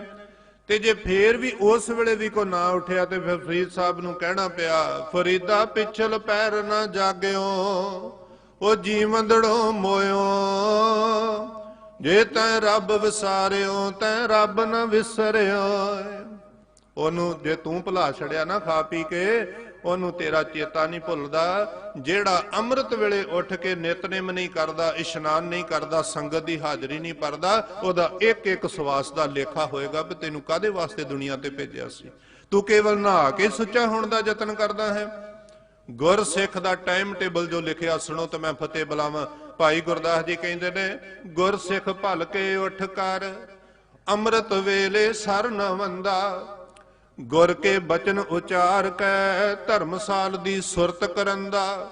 ਜਿਹੜਾ ਬਾਬੇ ਦਾ ਸਿੱਖ ਆ ਉਹਦੇ ਆ ਕੰਮ ਜੇ ਭਈ ਉਹ ਪਹਿਰ ਰਾਤ ਰਹਿੰਦਿਆਂ ਉੱਠ ਪੈਂਦਾ ਹੈ, ਇਸ਼ਨਾਨ ਕਰਕੇ ਤੇ ਗੁਰ ਕੇ ਬਚਨ ਉਚਾਰਦਾ ਹੈ। ਗੁਰ ਕੇ ਬਚਨ ਭਾਵ ਕੇ ਗੁਰੂ ਕੀ ਬਾਣੀ ਆਪਣੇ ਘਰ ਬਹਿ ਕੇ ਤੇ ਪਹਿਲੋਂ ਨਿਤਨੇਮ ਕਰਦਾ ਤੇ ਗੁਰ ਕੇ ਬਚਨ ਉਚਾਰ ਕੇ ਧਰਮਸਾਲ ਦੀ ਸੁਰਤ ਕਰੰਦਾ। ਧਰਮਸਾਲ ਜਿੱਥੇ ਧਰਮ ਕਮਾਇਆ ਜਾਂਦਾ, ਗੁਰਦੁਆਰਾ, ਸਾਧ ਸੰਗਤ, ਨਿਤਨੇਮ ਕਰਕੇ ਉਹ ਸੰਗਤ ਵਿੱਚ ਆ ਜਾਂਦਾ। ਤੇ ਇੱਥੇ ਕੀ ਕਰਦਾ ਹੈ? ਸਾਧ ਸੰਗਤ ਵਿੱਚ ਜਾਏ ਕੈ ਗੁਰਬਾਣੀ ਦੇ ਪ੍ਰੀਤ ਸੁਣਨ ਦਾ। ਇੱਥੇ ਫਿਰ ਬਹਿ ਕੇ ਬੜੀ ਪ੍ਰੀਤ ਨਾਲ ਉਹ ਗੁਰੂ ਕੀ ਬਾਣੀ ਸੁਣਦਾ ਹੈ। ਤੇ ਫਿਰ ਕੀ ਕਰਦਾ ਹੈ? ਉਹ ਸ਼ੰਕਾ ਮਨੋਂ ਮਿਟਾਏ ਕੈ ਗੁਰ ਸਿੱਖਾਂ ਦੀ ਸੇਵ ਕਰਨ ਦਾ। ਮਨ ਵਿੱਚ ਸ਼ੰਕਾ ਨਹੀਂ ਰੱਖਿਆ, ਮਨ ਵਿੱਚ ਸ਼ੰਕਾ ਨਹੀਂ ਰੱਖਦਾ ਮੈਂ ਕਿਹੜਾ ਰਾਜਾ ਵਾਂ। ਤਾਂ ਹੀ ਤੇ ਗੁਰੂ ਨਾਨਕ ਦੇ ਘਰ ਰਾਜੇ ਵੀ ਆਣ ਕੇ ਇੱਥੇ ਚੜ੍ਹ ਫਿਰਦੇ ਆ। ਸਾਰੇ ਸਿੰਘ ਸੇਵਾ ਵਿੱਚ ਲੱਗੇ ਹੋਏ ਨੇ, ਚੰਗੇ ਭਲੇ। ਇਹ ਗੁਰੂ ਨਾਨਕ ਦੀ ਵਿਚਾਰ ਇਹਨਾਂ ਦੇ ਅੰਦਰ ਆ। ਭਾਈ ਗੁਰਦਾਸ ਜੀ ਕਹਿੰਦੇ ਨੇ, ਕਿਰਤ ਵਿਰਤ ਕਰ ਧਰਮ ਦੀ, ਲੈ ਪ੍ਰਸ਼ਾਦ ਆਣ ਵਰਤਨ ਦਾ। ਧਰਮ ਦੀ ਕਿਰਤ ਕਰਕੇ ਤੇ ਫਿਰ ਵੰਡ ਕੇ ਛਕਦਾ ਹੈ। ਤੇ ਗੁਰਮੁਖ ਗਾਡੀ ਰਾਹ ਚਲੰਦਾ। ਜਿਹੜਾ ਗੁਰੂ ਨਾਨਕ ਨੇ ਰਾਹ ਚੱਲ ਬਣਾਇਆ ਸੀ ਉਹਦੇ ਉੱਤੇ ਉਹ ਗੁਰਮੁਖ ਚੱਲ ਰਿਹਾ, ਜਿਹੜਾ ਅੰਮ੍ਰਿਤ ਵੇਲਾ ਸੰਭਾਲਦਾ, ਧਰਮ ਦੀ ਕਿਰਤ ਕਰਕੇ ਖਾਂਦਾ, ਵੰਡ ਕੇ ਛਕਦਾ। ਉਹਦਾ ਜੀਵਨ ਇੰਨਾ ਪਵਿੱਤਰ ਆ ਵੀ ਗੁਰੂ ਨਾਨਕ ਦੇਵ ਜੀ ਆਖਿਆ, ਕੁੰਗੂ ਕੀ ਕਾਇਆ। ਧਿਆਨ ਨਾਲ ਸਰਵਣ ਕਰਨ ਵਾਲੀਆਂ ਪੰਕਤੀਆਂ ਇੱਥੇ ਮੈਂ ਫਤਿਹ ਬੁਲਾ ਦੇਣੀ ਆ। ਬਾਹਰੋਂ ਕਿਸੇ ਚੀਜ਼ ਨੇ ਸਾਡੇ ਅੰਤਰ ਆਤਮਾ ਨੂੰ ਸੁੱਚਿਆ ਨਹੀਂ ਕਰਨਾ। ਜਿਹੜਾ ਇਹ ਨਿਯਮ ਅਪਣਾ ਲੇਗਾ ਨਾ ਵੀ ਅੰਮ੍ਰਿਤ ਵੇਲਾ ਸੰਭਾਲੇਗਾ, ਨਿਤਨੇਮ ਕਰੇਗਾ ਤੇ ਸੰਗਤ ਵਿੱਚ ਘੜੀ ਬਵੇਗਾ, ਪਤਾ ਉਹਦੀ ਕਾਇਆ ਕਿੰਨੀ ਸੁੱਚੀ ਹੋ ਜਾਏਗੀ। ਗੁਰੂ ਨਾਨਕ ਸਾਹਿਬ ਜੀ ਨੇ ਗੁਰੂ ਗ੍ਰੰਥ ਸਾਹਿਬ ਵਿੱਚ ਦਰਜ ਕੀਤੀ। ਮਾਰੇ ਕਹਿੰਦੇ, ਕੁੰਗੂ ਕੀ ਕਾਇਆ ਰਤਨਾ ਕੀ ਲਲਤਾ, ਅਗਰ ਵਾਸ ਤਨ ਸਾਸ, 68 ਤੀਰਥ ਕਾ ਮੁਖ ਟਿੱਕਾ, ਤਿਤ ਕਟ ਮਤ ਵਿਗਾਸ। ਮਾਰੇ ਕਹਿੰਦੇ, ਤੂੰ ਕੀ ਚੰਦਨ ਲਾਉਣਾ, ਤੂੰ ਕਿਤੇ ਨਿਤਨੇਮ ਨਾਲ ਜੁੜ ਕੇ ਵੇਖ, ਸੰਗਤ ਕਰਕੇ ਵੇਖ, ਤੇਰਾ ਸਰੀਰ ਇੱਕ ਚੰਦਨ ਦਾ ਬੂਟਾ ਬਣ ਜਾਏਗਾ। ਸਰੀਰ ਹੀ ਚੰਦਨ ਦਾ ਬੂਟਾ ਬਣ ਜਾਏਗਾ। ਕੁੰਗੂ ਕੀ ਕਾਇਆ, ਕੇਸਰ ਬਾਹਰੋਂ ਨਹੀਂ ਲਾਉਣਾ ਪਏਗਾ। ਮਾਰੇ ਕਹਿੰਦੇ ਨੇ, ਕੇਸਰ ਦੀ ਸੁਗੰਧੀ ਤੇਰੇ ਤਨ ਵਿੱਚੋਂ ਆਏਗੀ। ਸੁਗੰਧੀ ਕੀ ਆ?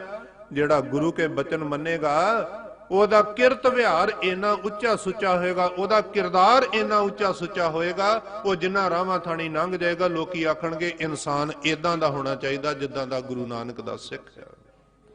ਕੁੰਗੂ ਕੀ ਕਾਇਆ ਰਤਨਾ ਕੀ ਲਲਤਾ।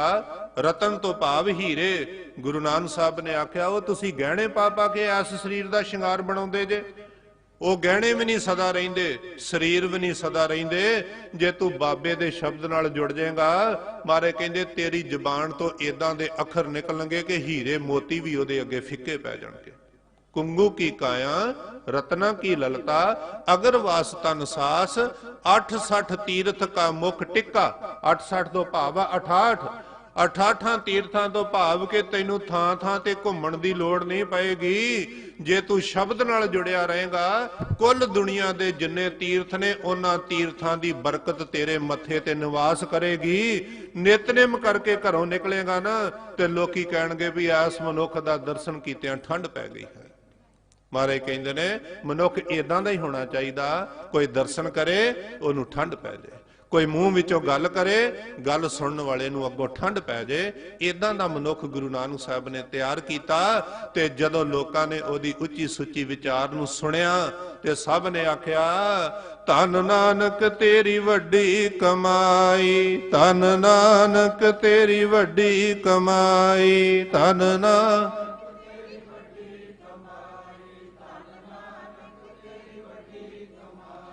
ਧੰਨ ਨਾਨਕ ਤੇਰੀ ਵੱਡੀ ਕਮਾਈ, ਧੰਨ ਨਾਨਕ ਤੇਰੀ ਵੱਡੀ ਕਮਾਈ।